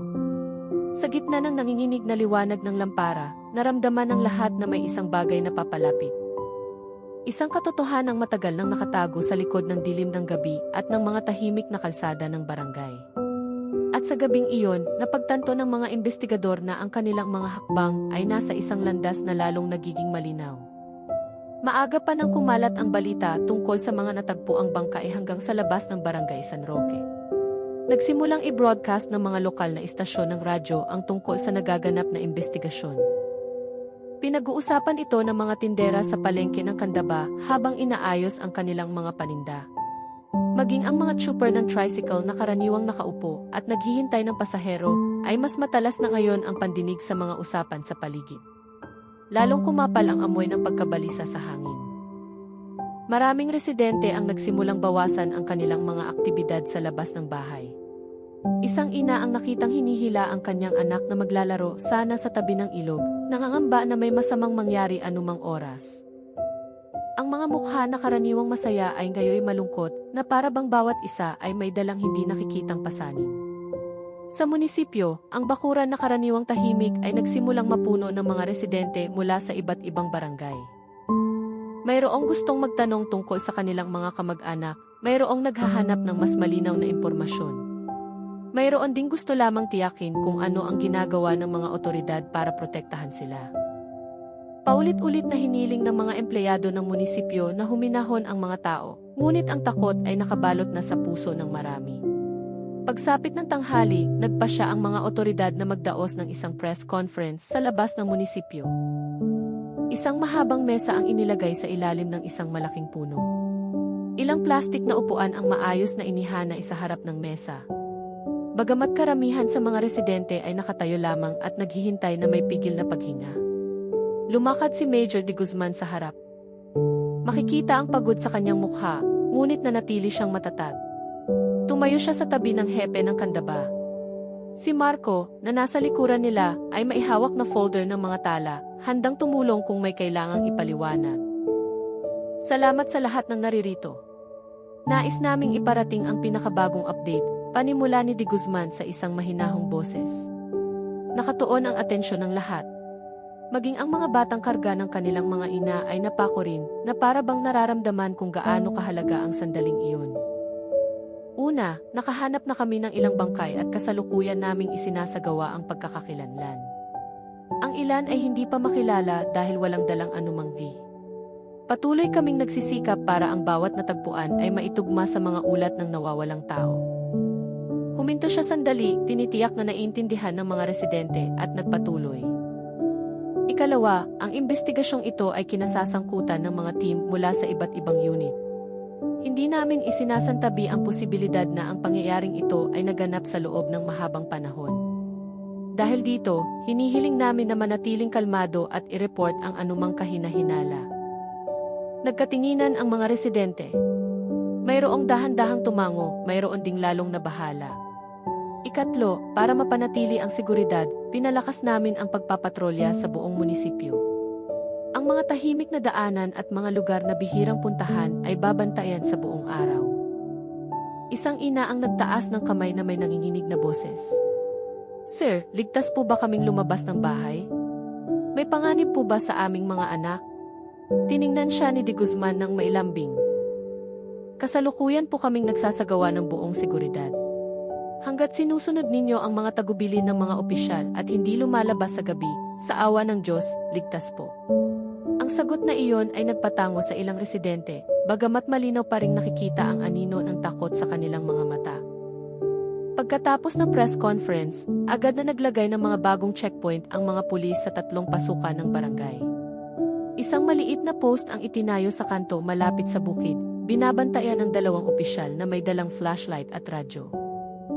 Sinusubaybayan nila ang bawat sasakyang dumadaan, itinatala ang numero at direksyon.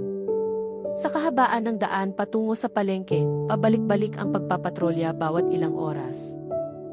Ang sinag ng ilaw mula sa patrol car ay tila isang linya ng liwanag na humahawi sa katahimikan ng hapon, nagbibigay ng impresyon na hindi tumitigil ang pagbabantay.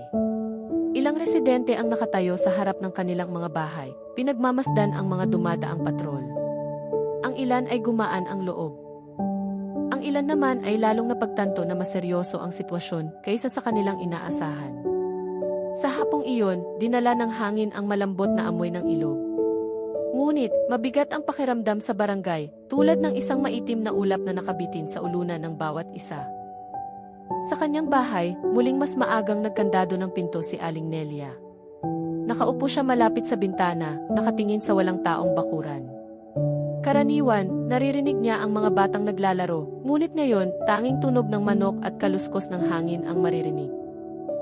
Sa ibang lugar, tinitingnan ni Elena ang larawan ng kanyang nawawalang asawa.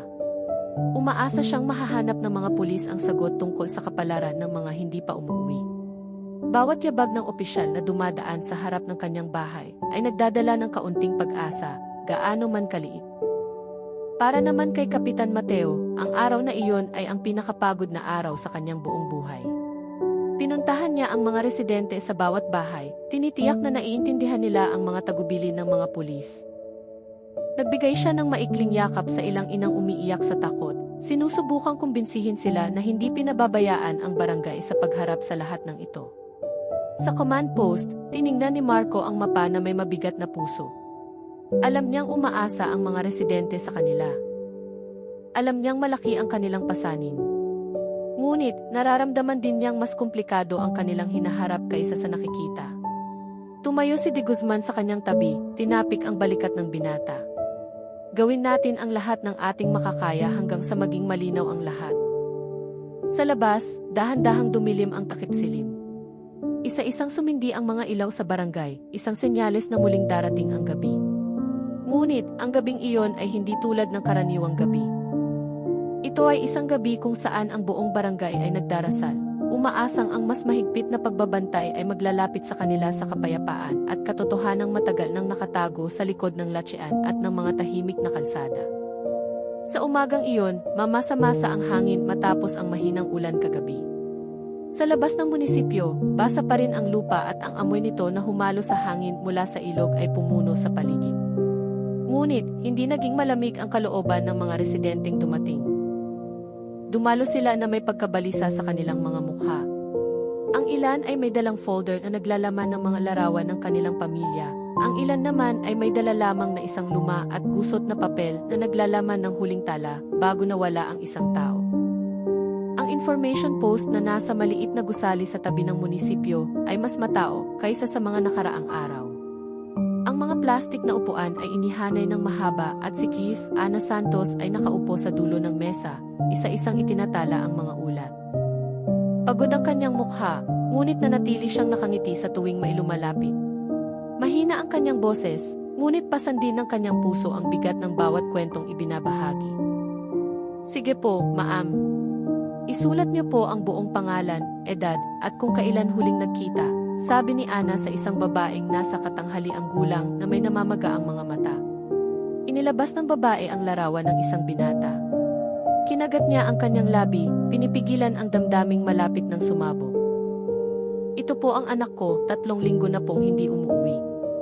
Hinanap ko na po kung saan-saan, pero wala pong balita.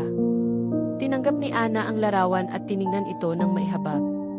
Itinala niya ang mga katangian ng binata at inilagay sa isang asul na folder na halos puno na.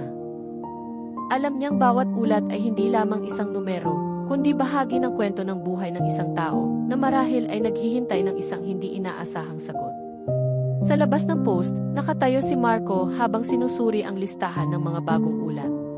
Patuloy itong dumarami mula sa iba't ibang bayan. Bawat ulat ay nagpapabigat sa kanyang dibdib. Alam niyang maaaring hindi direktang kaugnay ang ilang ulat sa kaso, ngunit walang maaaring baliwalain. Nang pumasok si Marco sa maliit na silid kung saan tinutugma ng mga opisyal ang datos, nakita niya ang ilang miyembro ng SOCO na nakaupo sa harap ng isang malaking whiteboard. Ang mga larawan ng mga biktima na nasuri na ay nasa kaliwang bahagi, habang ang listahan ng mga nawawalang tao ay nakadikit sa kanan. Maliliit na linya ang nag-ugnay sa ilang pangalan at larawan. Ang ilan ay mayroon ng marka na tugma, ang ilan naman ay naghihintay pa ng kumpirmasyon. Isang batang opisyal na nagngangalang Seto ang maihawak na notebook nang sabihin niya sa mahinang boses, may 2 biktima na malamang ay mula sa Tarlac, pero hinihintay pa natin ang tugma ng fingerprint mula sa headquarters. Dahan-dahang tumango si Marco. Magaling! Tiyakin ninyong walang pagkakamali. Hindi tayo maaaring magbigay ng balita hanggat hindi pa tayo sigurado. Matatag na tumango si Seto. Samantala, sa isang sulok ng silid, nakatayo si De Guzman habang hawak ang ilang ulat mula sa SOCO. Maingat niyang pinagmamasdan ang bawat detalye. Bagamat tila kalmado siya sa labas, walang tigil na nagtatrabaho ang kanyang isipan. Nararamdaman niyang bawat piraso ng impormasyon ay may kani-kanyang lugar sa malaking palaisipan na ito. Oras na lang ang hinihintay hanggang sa magkaisa ang lahat. Tahimik ang pakiramdam sa post. Hindi dahil walang ingay, kundi dahil lahat ay nagtatrabaho ng may buong konsentrasyon. Hindi sila nagsasalita maliban kung may mahalagang sasabihin. Maging ang tunog ng mga yabag ay maingat. Na para bang ang silid ay nagpipigil ng hininga, naghihintay ng isang bagay na hindi pa lumilitaw. Sa labas ng post, ang mga residenteng naghihintay ng kanilang pagkakataon ay nakaupo na mahigpit ang hawak sa kanilang mga bag o dokumento. May isang ama na hawak ang larawan ng kanyang anak na babae. May isang teenager na yakap ang isang folder habang nakayuko. May isang lola na may dala lamang na isang pirasong papel na may pangalan ng kanyang apo. Lahat ay naghihintay, lahat ay umaasa, at lahat ay natatakot sa sagot na maaari nilang matanggap. Dumating si Kapitan Mateo sa post para tumulong sa pagpapanatili ng kaayusan. Isa-isa niyang binati ang mga residente. Mayroong tumingin sa kanya na may mga matang puno ng pag-asa. Mayroon ding mahinang tumango lamang. Sinubukan ni Kapitan Mateo na magbigay ng lakas kahit na ang kanyang sariling puso ay nagsisimula ng mapuno ng pagkabalisa. Kap, totoo po bang lahat ng biktima ay hindi taga rito? Tanong ng isang lalaki na may pigil na iyak. Napabuntong hininga si Kapitan Mateo. Karamihan po ay hindi taga rito, pero hindi pa po natin alam ang lahat. Pakiusap po, maghintay tayo. Ipagkatiwala po natin sa mga pulis na masipag na nagtatrabaho. Sa kanto ng daan patungo sa munisipyo, 2 patrol car ang dumaan ng marahan. Pinalakas ang seguridad hindi lamang sa barangay, kundi pati na rin sa mga pangunahing kalsada. Sinuri ng mga opisyal ang mga sasakyang mula sa ibang lugar, tinatanong ang kanilang destinasyon ang may galang ngunit matatag. Walang pinapayagang dumaan ng walang maikling inspeksyon. Ang mga gawaing ito ay isinasagawa sa katahimikan ngunit may direksyon. Naiintindihan ng lahat ng pulis na kahit gaano kaliit na kapabayaan ay maaaring maging dahilan para mawala ang isang mahalagang bakas sa investigasyon. Sinuri nila ang mga tala ng ulat mula sa antas ng barangay hanggang sa munisipyo. Mula sa mga lumang tala hanggang sa mga bagong ulat, walang pinalampas. Sa Central Post, lumipat-lipat si De Guzman sa bawat mesa, tinitiyak na maayos ang koordinasyon. Habang pinagmamasdan niya ang mga larawang nakadikit sa whiteboard, umiikot ang kanyang isipan, inuugnay ang bawat punto ng may katumpakan ng isang nagbubuo ng puzzle. Alam niyang ang katotohanan ay hindi lumilitaw ng sabay-sabay. Ito ay dumarating sa anyo ng maliliit na piraso na kailangang pagsamahin ng may tiyaga at pasensya. Samantala, isinara ni Ana ang huling ulat sa hapong iyon at hinilot ang kanyang sentido. Ngayong araw, mas maraming luha ang kanyang nakita kaysa sa mga nakaraang araw. Ngunit, alam niyang hindi pa tapos ang kanyang trabaho. Bukas o sa susunod na araw, mas marami pang tao ang darating. Nagsimulang dumilim ng dahan-dahang isara ang post sa munisipyo. Narinig ang mahinang boses ng mga opisyal na nagpapaalala sa isa't isa tungkol sa pagbabantay sa gabi. Isa-isang umuwi ang mga residente, dala ang halo-halong pag-asa at takot.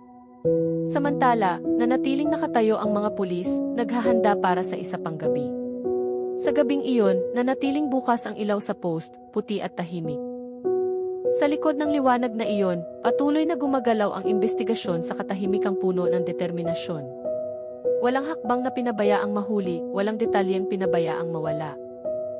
Lahat ay nakatuon sa isang layunin, hanapin ang katotohanang nagtatago pa rin sa likod ng kadiliman ng latsean at ng katahimikan ng mga daan sa barangay. Sa umagang iyon, kulay abo pa rin ang kalangitan. Nang muling magtipon ang mga opisyal sa pangunahing command post, ang hamog ay nakakapit sa mga dahon ng talahib at malambot pa rin ang lupa matapos ang ulan kagabi. Mahina ang huni ng maliliit na ibon na para bang nag-aalinlangang mag-ingay sa gitna ng nagbabagong kapaligiran ng barangay. Ngunit hindi naghintay ang mga pulis na tuluyang sumikat ang araw. Nakatayo na sila na may kumpletong kagamitan, handang suriin ang isang mas malawak na lugar kaysa kahapon. Tinawag ni Major de Guzman ang lahat ng miyembro para magtipon sa paligid ng isang malaking mapa na nakalatag sa isang kahoy na mesa. Bagong mga linya ang iginuhit na nagpapakita ng mga puntong susuriin sa araw na iyon. Nakatayo si Marco sa kanang bahagi, tinitiyak na bawat opisyal ay nakatanggap ng kopya ng ruta na inihanda niya kasama ang team. Ngayong araw, susuriin natin ang 3 bagong lokasyon, sabi ni De Guzman sa isang matatag na boses. Ang bakanting lot sa hilaga ng barangay, ang isang gusaling matagal nang inabandona sa silangan, at ang pampang ng ilog na medyo madilim ang daan. Tumango ang lahat. Bagamat may tensyon sa mukha ng ilang batang miyembro, alam nilang hindi madali ang lugar na kanilang pupuntahan. Ang bakanting lote ay maaaring magtago ng kahit ano. Ang abandonadong gusali ay madalas ituring na nakakatakot, at ang pampang ng ilog ay isang lokasyong puno ng mga nakatagong posibilidad. Hindi nagtagal, ang unang team ay gumalaw patungo sa bakanting lot na hindi kalayuan sa isang nyugan. Mataas ang damo hanggang tuhod na nagpapabagal sa kanilang mga hakbang. Naglakad si Marco sa unahan na may dalang panukat. Hinawi niya ang damo habang pinagmamasdan ang lupang hindi pantay. "Sir, parang bakas ng gulong ng sasakyan," sabi ng isang miyembro sa kanyang likuran. Yumuko si Marco, pinagmamasdan ang mga sariwang bakas. Hindi pa gaanong tuyo ang lupa, na para bang may dumaang mabigat na bagay ilang araw lang ang nakalipas. Maingat niyang sinuri at tinawag ang Soko photographer para kunan ng litrato ang bakas. Medyo malalim. Hindi ito maliit na sasakyan, marahang sabi ni Marco, na mas para sa kanyang sarili. Samantala, sa ibang lugar, ang ikalawang team ay nagtungo sa isang lumang gusali na matagal nang inabandona. Nilulumot ang mga pader, bahagyang gumuho ang bubong, at nakatagilid ang pinto na parang malapit ng masira. Nang itulak nila ang pinto, isang mahinang langit-ngit ang nagpatayo ng kanilang balahibo. Madilim ang loob ng silid kahit na may pumapasok na liwanag mula sa mga siwang sa bubong. Ilang bote, punit na tela, at isang lumang kahoy na kahon ang nakakalat sa sahig. Sinimulan ng team na suriin isa-isa. Bagamat tila walang mahalagang bagay, bawat maliit na bagay ay itinala. Nakahanap ang isang soko ng isang piraso ng plastik na tila bago, hindi kasing kulay ng mga lumang gamit sa gusali. Inilagay ang maliit na natuklasang iyon sa isang evidence bag, walang itinuturing na maliit na bagay sa investigasyong ito. Sa pampang ng ilog, ang ikatlong team ay naglakad sa isang makitid na daanan na bahagya lamang nasisikatan ng araw na tumatago sa mga dahon. Tila kalmado ang ilog, marahang dumadaloy sa pagitan ng mga malalaking ugat ng puno. Ngunit nakakatakot ang lugar dahil sa kakulangan ng liwanag at bihirang daanan ng mga residente. Huminto sandali ang isang batang opisyal ang may makita siyang nakasabit sa pagitan ng mga ugat ng puno. Tinawag niya ang kanyang kasama at bahagyang bumaba sa pampang. Ito pala ay isang piraso ng gusot na tela. Kupas ang kulay ngunit buo pa. Mahigpit na nakasabit ang tela na para bang inanod mula sa ibang lugar. Mahalaga ito, ipadala natin sa post, sabi ng pinuno ng team habang sumisenyas. Habang kinukuha ang tela, sinuri nila ang paligid ng pampang, umaasang makahanap ng karagdagang pahiwatig. Bawat ugat, bawat piraso ng kahoy, kahit bawat maliit na bato ay maingat na pinagmasdan. Walang maaaring ituring na nagkataon lang. Pagsapit ng tanghali, ang tatlong team ay muling nagtipon sa pangunahing command post basa ang kanilang mga damit ng hamog at pawis, ngunit ang kanilang mga mata ay nagpapakita ng determinasyong hindi kumukupas. Inilagay nila ang maliliit na natuklasan sa mesa, isang piraso ng plastik, bakas ng gulong, isang piraso ng tela, isang natirang tali na gusot, at ilang piraso ng madilim na lupa na tila hindi nagmula sa lugar. Dumating si Gis Ana Santos na may dalang notebook at isa-isang itinala ang mga resulta. Samantala, seryosong pinagmamasdan ni De Guzman. Hindi siya gaanong nagsasalita, ngunit ang kanyang mga mata ay nagpapahiwatig na pinagsasama-sama niya ang maliliit na piraso sa kanyang isipan. Tumayo si Marco sa kanyang tabi. Sir, mukhang ang daanang natagpuan natin sa bakanting lot ay patungo sa Leycian sa Timog Silangan. Kung guguhitan natin ang tuwid na linya, magkakaugnay ang tatlong lokasyon. Tumingin si De Guzman sa mapa at dahan-dahang tumango. Nakikita ko rin. Hindi ito pattern ng isang taong basta-basta lang kumikilos. May plano, may direksyon. Habang nag-uusap sila, narinig ang boses ng mga residente mula sa labas ng tolda. Ilang residente na mausisa ang nakatayo sa isang ligtas na distansya, pinagmamasdan ang kilos ng mga pulis. Puno pa rin ang takot ang kanilang mga mukha, ngunit mayroon ding pag-asa na ang investigasyong ito ay magbubunyag sa kung ano ang matagal nang gumugulo sa kapayapaan ng barangay. Nilapitan sila ni Kapitan Mateo, sinusubukang pakalmahin. Mga kababayan, pakiusap, huwag po masyadong lumapit.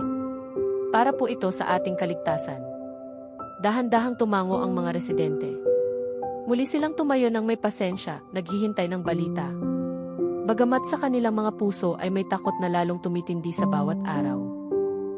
Pagsapit ng hapon, naging ginintuan ang kulay ng kalangitan. Ngunit para sa mga pulis na nagtatrabaho pa rin, hindi pa tapos ang araw. Kailangan pa nilang ayusin ang mga ulat, muling itugma ang mga natuklasan, at ihanda ang susunod na pagsusuri. Bawat maliit na natuklasan sa araw na iyon ay tila isang mahinang boses na nagsisimulang magsalita. Isang boses na maaaring magturo sa kanila sa katotohanan.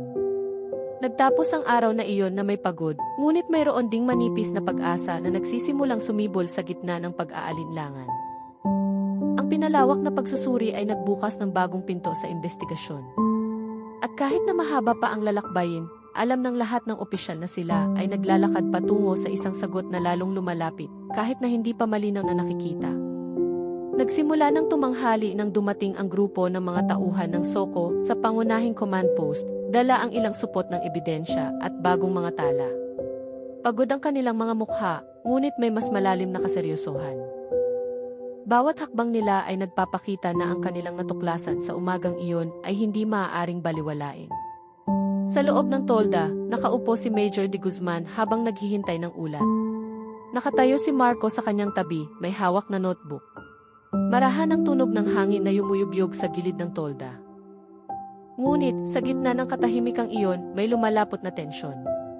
Bumalik si Dra. Herna mula sa pagsusuri na may makapal na folder sa kamay. Hinila niya ang isang upuan at umupo sa harap ni De Guzman. Maseryoso ang kanyang mukha kaysa karaniwan.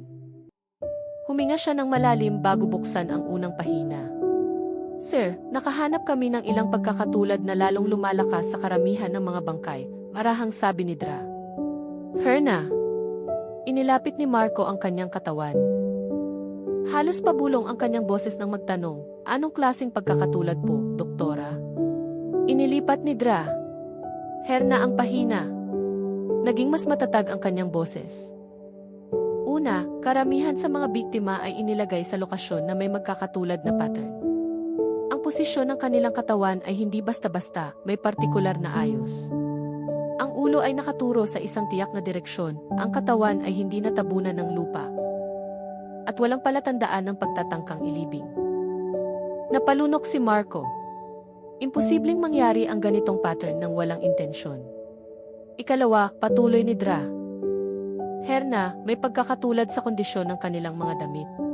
Hindi lahat ay buo, ngunit ang pattern ng sira sa ilang bahagi ay magkakatulad sa ilang biktima. Tila dumaan sila sa parehong proseso o lugar bago dinala sa lokasyon. Dahan-dahang hinilot ni De Guzman ang kanyang sentido. Alam niyang ang impormasyong tulad nito ay maaaring magkumpirma sa hinala na matagal na niyang itinatago. May iba pa po ba, Doktora? Tanong ni De Guzman. Mayroon pa, sir. Ito ang pinakamahalaga. Mula sa resulta ng paunang pagsusuri sa tissue at temperatura ng katawan ng matagpuan, tinatayang namin na karamihan sa mga biktima ay hindi namatay sa lokasyon kung saan sila natagpuan. Posibleng inilipat sila. Natahimik si Marco. Ang salitang inilipat ay matagal na umalinggaw sa kanyang isipan. Inilapag ni Dra. Herna ang folder at nagpatuloy sa isang mahina ngunit matatag na boses. Hindi lang iyon, ang pattern ng sugat at kondisyon ng katawan ay nagpapakita na karamihan sa mga biktima ay may magkakalapit na oras ng pagkamatay, ngunit hindi pare-pareho. May partikular na agwat ng panahon na medyo pare-pareho. Tumingin siya sa dalawang opisyal na may mga matang nagpapakita ng kalungkutan at kasabay na siyentipikong paniniwala. Hindi ito nangyari sa isang gabi. Ito ay isang mahabang paglalakbay, planado at paulit-ulit. Agad na nagbago ang kapaligiran sa loob ng tolda. Ang katahimikan na dati bahagi lamang ng trabaho ay naging isang mabigat na katahimikan, tulad ng isang makapal na hamog na bumalot sa puso ng bawat nakarinig. Binuksan ni Marco ang kanyang notebook, ngunit bahagyang nanginginig ang kanyang kamay. Dahan-dahan siyang nagsulat. Planadong pattern paulit-ulit. Samantala, sa labas ng tolda, ilang residente ang nakatayo habang naghihintay ng balita. Nakatayo si Aling Nelia sa ilalim ng isang puno, hawak ang kanyang mahabang damit.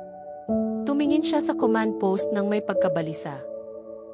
Mula sa kanyang distansya, hindi niya alam kung ano ang pinag-uusapan ng mga pulis, ngunit nararamdaman niyang may mabigat na bagay na pinagpapasyahan sa loob. Hindi kalayuan sa kanya, pinapakalma ni Kapitan Mateo ang isang grupo ng mga ina. Nagtatanong sila, may bago po bang balita? Ngunit hindi naglakas loob si Kapitan Mateo na sumagot bago makakuha ng opisyal na kumpirmasyon. Sa loob ng tolda, tiningnan ni De Guzman ang malawak na mapa. Dahan-dahan niyang hinaplos ang mga linyang nag-ugnay sa mga punto ng pagkatuklas. Kung tama ang pattern na ito, kung gayon, alam na alam ng salarin ang lugar na ito, sabi ni De Guzman. Idinagdag ni Marco at alam nila kung kailan kikilos, kung kailan tahimik ang lugar, kung kailan walang dumadaan. Tumango si De Guzman. Matagal niyang tiningnan si Marco bago marahang nagsalita, hindi ito isang taong kumikilos ng walang pag-iisip. Ito ay isang taong may kalkulasyon. Tumingin si Dra. Herna sa kanilang dalawa at sinabi sa isang mainit, ngunit maingat na boses, sana ay makatulong agad sa atin ang pattern na ito. Pero ipinapaalala ko, nangangahulugan din ito na ang salarin ay nagtatrabaho ng may mataas na katumpakan. Kailangan nating maging mas masusi kaysa dati. Pagkaalis ng doktora, lumakad si Marco patungo sa pinto ng tolda at nakita ang mga residenteng nakatayo pa rin sa malayo. May anino ng pag-aalala sa kanilang mga mata. May takot na patuloy na lumalaki, ngunit mayroon ding pag-asa na malutas ang lahat ng misteryo. Huminga ng malalim si Marco. Alam niyang hindi pa tapos ang kanilang paglalakbay. Nararamdaman niyang may isang bagay na papalapit. Isang bagay na hindi pa nakikita, ngunit nararamdaman sa dulo ng investigasyon. Nang bumalik siya sa mesa, dahan-dahang isinara ni De Guzman ang folder ng soko. Malayo ang kanyang tingin na para bang tumatago sa labas ng tolda, patungo sa latsean na tahimik sa kalayuan.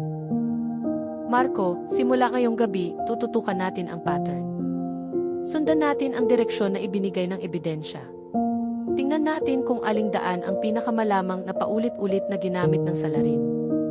Matatag na tumango si Marco. Itinala niya ang utos habang inihahanda ang kopya ng pinakabagong mapa. Samantala, sa labas, nagsimulang umihip ng marahan ang hangin sa hapon. Ngunit, para sa lahat sa command post, ang dumaang hangin ay tila may dalang mensahe na ang susunod na hakbang ay magdadala sa kanila sa isang mas sensitibong bahagi ng investigasyon, mas malapit sa katotohanan. Ngunit marahil ay mas mapanganib din. Ang araw na iyon ay hindi nagtapos sa ginhawa, kundi sa isang determinasyong lalong tumitibay. Ang pattern ay hindi na lamang isang hinala. Ito na ngayon ang susi, at alam ng lahat na ang susing iyon ay magbubukas ng pinto, patungo sa isang bagay na matagal nang nakatago sa likod ng katahimikan ng latsian at ng dilim ng gabi. Ang gabi sa Barangay San Roque ay laging nagdadala ng kapayapaan. Karaniwan, ang tunog ng mga kuliglig at ang lagaslas ng tubig sa ilog ang naghahatid sa mga residente sa kanilang pamamahinga matapos ang isang araw na pagtatrabaho. Ngunit mula nang pumasok sa seryosong yugto ang imbestigasyon sa kasong ito, dahan-dahang nagbago ang kapaligiran ng gabi, naging isang banayad ngunit malinaw na tensyon. Ang barangay na dati may mahinang pintig ay tila nagpipigil ngayon ng hinina. Ilang araw nang bumaba ng husto ang mga aktibidad sa gabi. Ang kainan ni Mang Lito, na karaniwang puno ng kwentuhan at tawanan, ay nagsasara na bago pa man ang azan ng isya. Mas maaga nang pinapatay ang ilaw nito at tanging ang liwanag ng buwan na sumasalamin sa mga dahon ng saging sa harap nito ang natitira. Umupo sandali si Mang Lito sa kanyang kahoy na upuan, pinagmamasdan ang tahimik na kalsada, bago tuluyang isara ang pinto ng kanyang kainan ng may marahang kilos. Sinabi niya sa kanyang sarili, hindi ko alam kung kailan babalik sa dati ang lahat. Sa dulo ng kalsada, ang sari-sari store ni Aling Mina na karaniwang bukas hanggang hating gabi ay mas maaga na ring nagsasara. Dahan-dahang isinara ang kahoy na pinto at ang mga nakasabit na candy at langis sa loob ay hindi na gumagalaw sa ihip ng hangin sa gabi. Dala ng kanyang anak na sila Ila ang isang maliit na flashlight nang isara ang bintana, tinitingnan ang labas para tiyaking walang dayuhang dumadaan. Karamihan sa mga residente ay piniling manatili sa loob ng kanilang mga bahay. Yakap ang kanilang mga anak na nagsisimula ng magtanong kung bakit hindi na sila maaaring maglaro sa beranda sa gabi. Ilang ama ang nakaupo sa sala, nagmamasid sa labas mula sa likod ng kurtina, tinitiyak na walang kahina-hinalang tunog ng motor o yabag ng hindi kilalang tao. Sa isang simpleng bahay malapit sa ilog, nakaupo si Aling Nelia sa tabi ng isang gasera na may malamlam na apoy.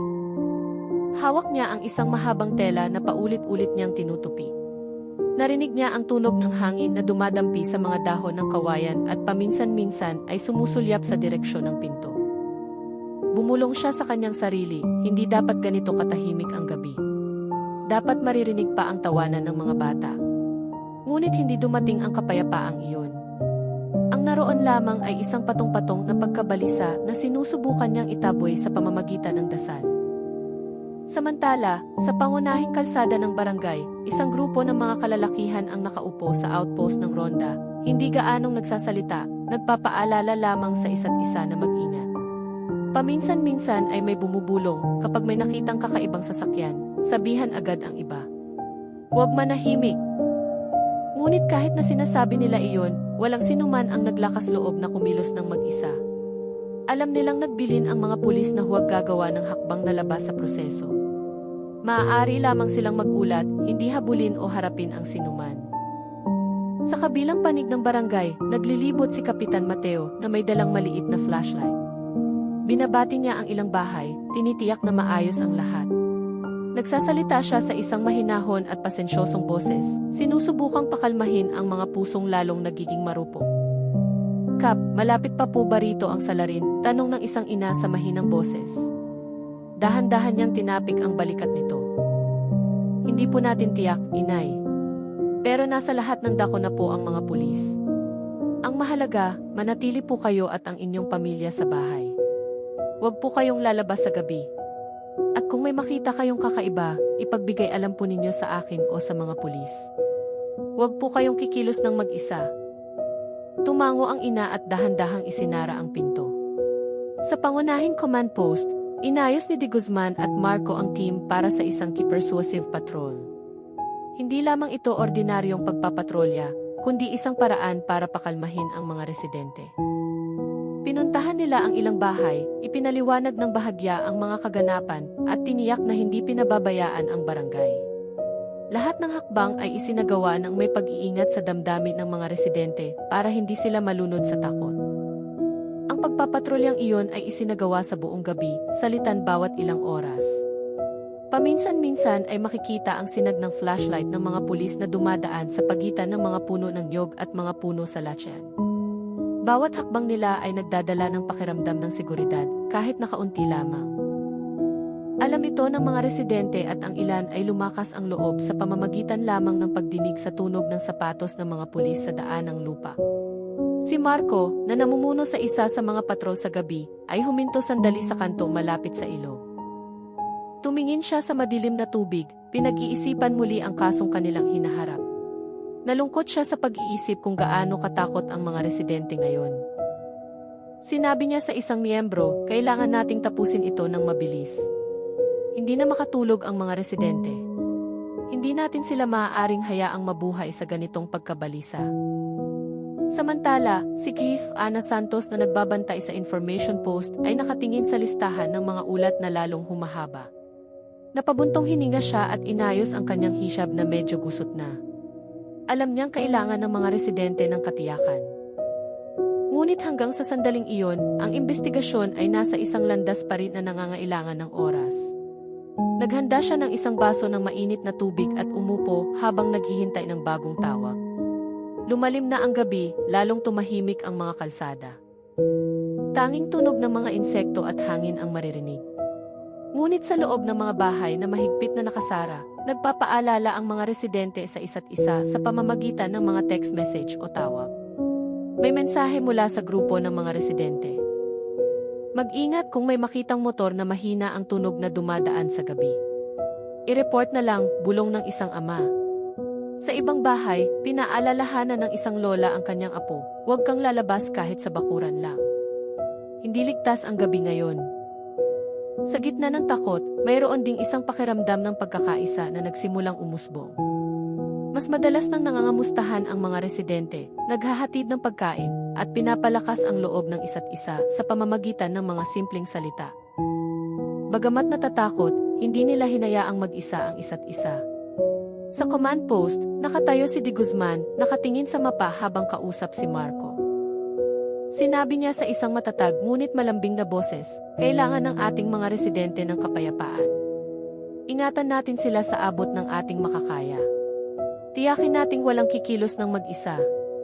Nagtatrabaho tayo ayon sa proseso. Dapat din silang manatili sa ilalim ng ating proteksyon. Dahan-dahang tumango si Marco. Muli siyang tumingin sa direksyon ng pinto ng post, iniisip ang barangay na ngayoy tahimik, tulad ng isang guhit na naglalaman ng pagkabalisa sa katahimikan. Dahan-dahan ang takbo ng gabi, na parabang ang oras mismo ay nagpipigil ng hinina. Ngunit sa gitna ng lahat ng pag-aalala, may isang maliit na liwanag na patuloy na nagniningning, ang pagkakaisa ng mga residente, ang pagmamalasakit ng mga pulis. At ang pag-asa na ang imbestigasyong ito ay malapit nang magdala sa kanila sa isang sagot na makakapanumbalik sa kapayapaan ng maliit na komunidad na iyon. Sa umagang iyon, mas mabigat ang hangin kaysa karaniwan. Nakabitin ang makulimlim na ulap na parabang nakikiisa sa bigat na pasa ng Barangay San Roque at ng mga karatig lugar. Sa munisipyo, nagsimulang dumating ang mga sasakyan ng gobyerno mula sa iba't ibang ahensya. Ang mga plaka mula sa ibang probinsya ay maayos na nakaparada sa labas, isang pahiwatig na ang imbestigasyong ito ay hindi na lamang usapin ng isang lugar. Pumasok ang mga opisyal at kinatawan ng mga ahensya sa isang maliit na silid-pulungan sa ikalawang palapag ng munisipyo. Mahigpit na isinara ang mga bintana, hinila ang mga kortina hanggang sa matakpan ang lahat ng siwang. Ang pinag-usapan sa loob ay alam lamang ng ilan. Walang media. Walang residente. Tanging mga otoridad lamang ang pinayagang pumasok. Si Major De Guzman, na may pagod sa mukha ngunit nananatiling kalmado, ay nakaupo sa dulo ng mesa. Sa kanyang tabi ay ang Regional Director, isang kinatawan mula sa SK, National Headquarters, at ilang opisyal mula sa Department of Health. Nakatayo si Marco sa likuran, ay hawak na makapal na folder ng mga pinakabagong ulat. Binuksan ang pulong sa isang formal na tono. Huminga ng malalim ang tagapangulo bago magsalita. Hinaharap natin ang isang sensitibong kaso. Kailangan kumilos ng sabay-sabay ang lahat ng panig nang walang hakbang na lumilihis sa linya. Dahan-dahang tumango si De Guzman. Alam na alam niya kung gaano kahalaga ang mensaheng iyon. Ang isang maliit na pagkakamali ay maaaring magdulot ng mas malaking gulat. Pagkatapos nito, isa-isang ipinresenta ang mga ulat. Lumakad si Marco sa harap ng may matatag na hakbang, bagamat mabilis ang tibok ng kanyang puso. Ito po ang pinakabagong update mula sa lapangan. Ang mga natuklasan ng Soko ay nagpapakita ng pagkakatulad sa pattern ng paglalagay ng mga biktima. Ang mga lokasyon ay pinili na may parehong katangian. Madaling pasukin, mas madali pang labasan. Binuksan ni Marco ang mapa. Ang mga linyang kanyang itinuro ay nagpakita ng isang pattern na lalong lumilinaw. Tinitigan ito ng mga opisyal ng walang imik. May posibilidad na ginamit ang daanang ito ng higit sa isang beses. Bawat punto ng pagkatuklas ay may magkakatulad na distansya mula sa pangunahing kalsada, dagdag ni Marco. Matagal na nanahimik ang silid matapos siyang magsalita. Alam ng lahat na ang ganitong pattern ay magagawa lamang ng isang tao o grupo na lubos na nakakaalam sa lugar. Marahang nagsalita ang regional director, kailangan nating higpitan ang pagbabantay sa mga daanang posibleng daanan.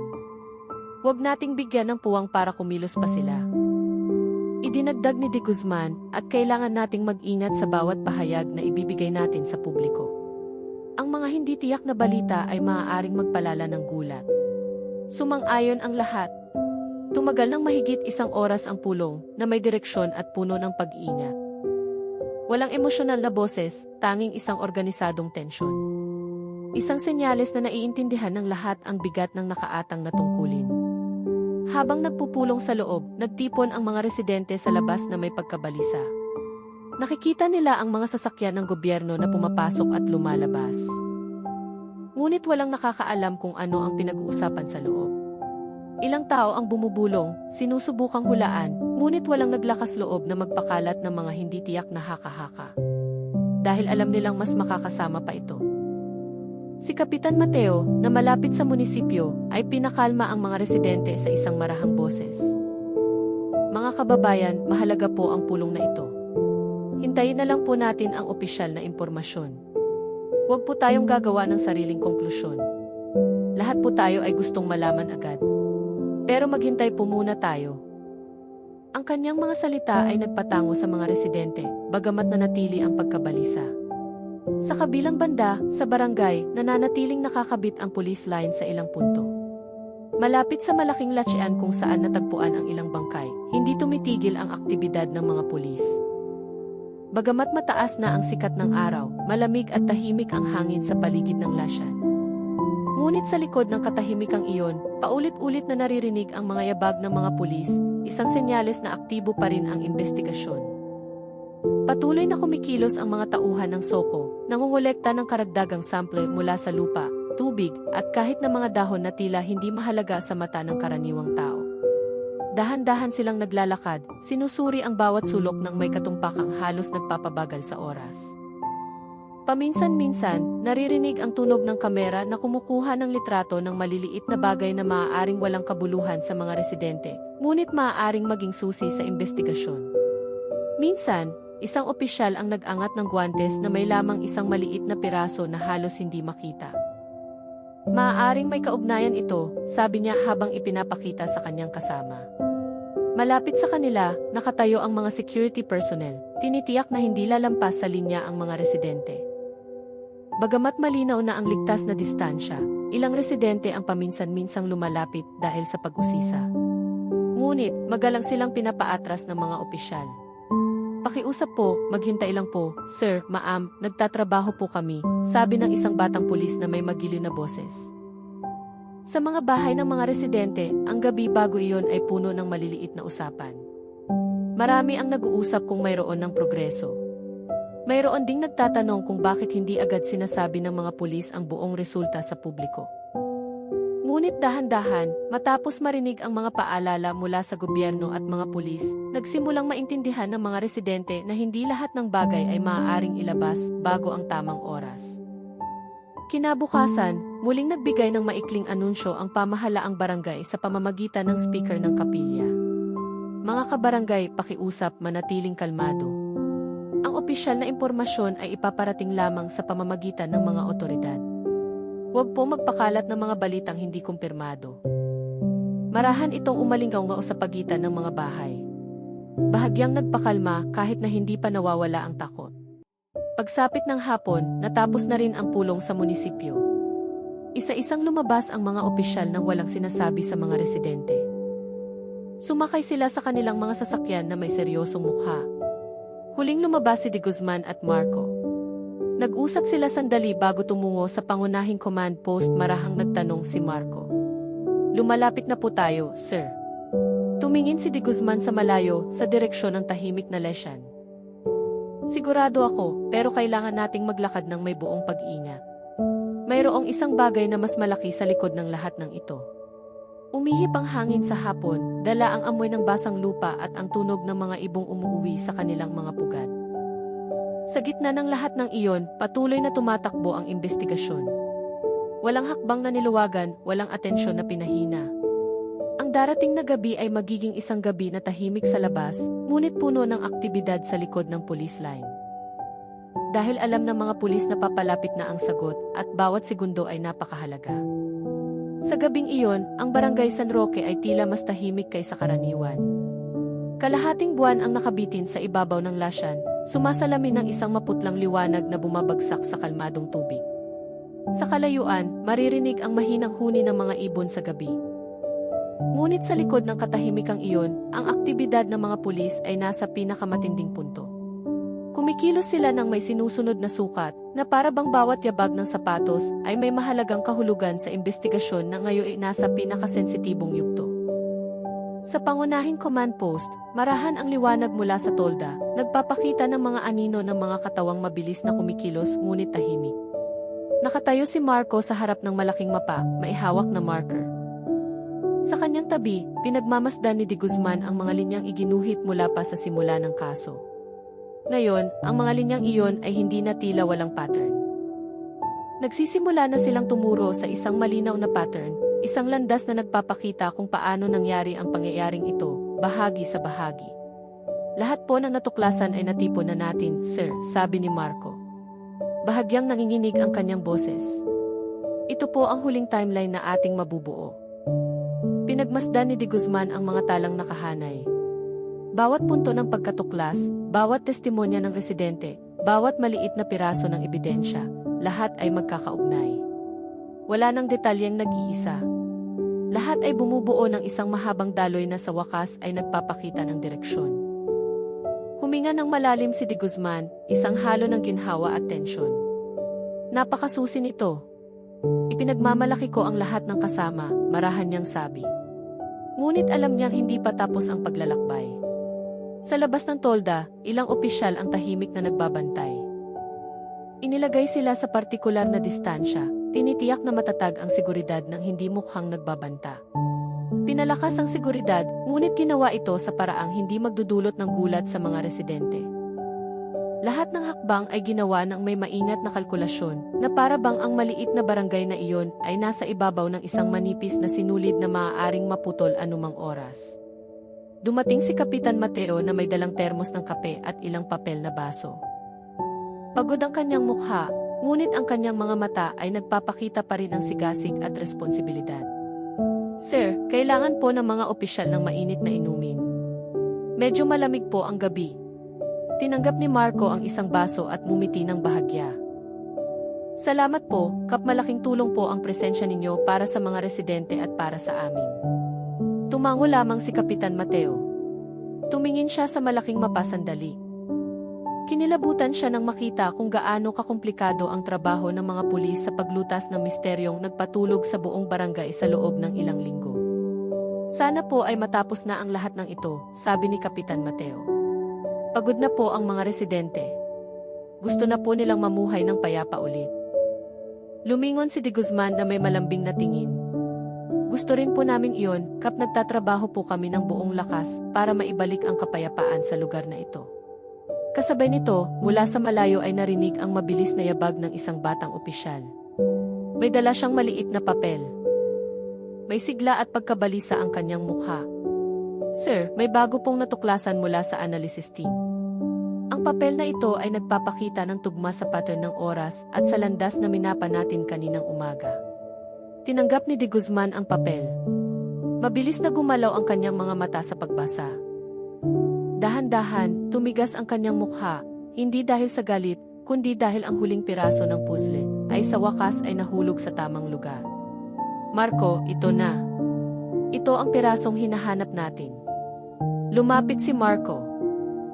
Tiningnan nilang dalawa ang mga tala na nagpapakita ng pagkakatulad sa oras at landas ng paggalaw na dati ihinala lamang. Ngayon, matapos itugma sa mga lumang recording at bagong testimonya, ang hinala ay naging isang tiyak na pattern. Sa isang mahinang boses, sinabi ni De Guzman, lahat ng punto ay konektado na. Alam na natin kung kailan sila kumikilos. Alam na natin kung saan ang kanilang daan. Alam na natin ang lokasyong pinakamalamang na naging sentro nila. Ngunit, kahit napapalapit na ang konklusyon, ang susunod na hakbang ay kailangang gawin ng may buong pag-iingat. Ang isang maliit na pagkakamali ay maaaring magdulot ng panganib sa mga pulis at maaari ring magdulot ng mas malaking gulat sa mga residente. Pansamantala, hindi muna natin ipapaalam ang update na ito sa publiko, sabi ni De Guzman. Kailangan nating tiyakin na lahat ay talagang solido. Malalim na tumango si Marco. Naiintindihan niyang bawat pahayag na ilalabas ay maaaring magdala ng malaking epekto. Habang lalong tumitindi ang investigasyon sa loob ng tolda, sa mga bahay ng mga residente, ang kapaligiran ng gabi ay naging isang katahimikang puno ng dasal. Mas matagal nang nakabukas ang mga ilaw. Maraming ina ang nakaupo sa sala, naghihintay habang nagdarasal. Ang mga ama ay nakaupo sa beranda, nakatingin sa madilim na kalsada habang iniisip ang kinabukasan ng barangay. Si Aling Nelia, na sa loob ng panahong ito ay naging mukha ng katatagan sa gitna ng mga residente, ay nakaupo sa harap ng bahay, yakap ang isang mahabang tela na pamana ng kanyang yumaong asawa. Marahan siyang nagsalita, sana matapos na ang lahat ng ito. Sana wala nang mawala, wala nang maging biktima. Sa command post, mas mabagal ang takbo ng oras kumpara sa barangay. Bawat segundo ay tila mahaba dahil bawat hakbang ay kailangang pag-isipan ng 2 beses. Bawat desisyon ay tinitimbang ng maingat. Walang puwang para magmadali. Pagsapit ng hating gabi, pinatay ni De Guzman ang marker sa mapa. Tumayo siya ng tuwid, tinitingnan ang buong team na nananatili pa rin na may pagod sa mga mata. Mga kasama, nasa huling yugto na tayo. Lahat ng datos ay tumuturo sa iisang landas. Kailangan nating magpatuloy na magtrabaho ng masusi. Ang araw bukas ay maaaring maging isang mahalagang punto. Magpahinga sandali at pagkatapos ay itutuloy natin. Tumingin si Marco sa tolda, nararamdaman ang bigat at pag-asa na naghahalo. Alam niyang ang araw bukas ay magdadala ng malaking pagbabago. Maging ito man ay isang sagot o isang bagong mahabang landas. Sa labas, marahan ang ihip ng hangin sa gabi.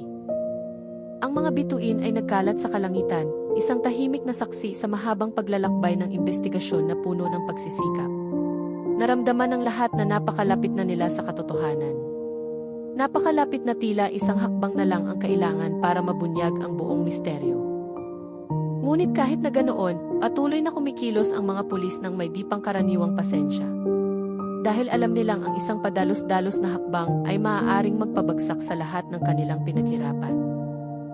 Nagtapos ang gabing iyon ng walang ingay, ngunit ang mga puso ng lahat ng kasangkot ay puno ng paniniwala. Ano man ang matagal nang nakatago ay dahan-dahang gumagalaw patungo sa liwanag. Sa buhay, madalas tayong makaranas ng mga madilim na panahon na nagdudulot sa atin ng takot, pagkalito, o pagkawala ng direksyon.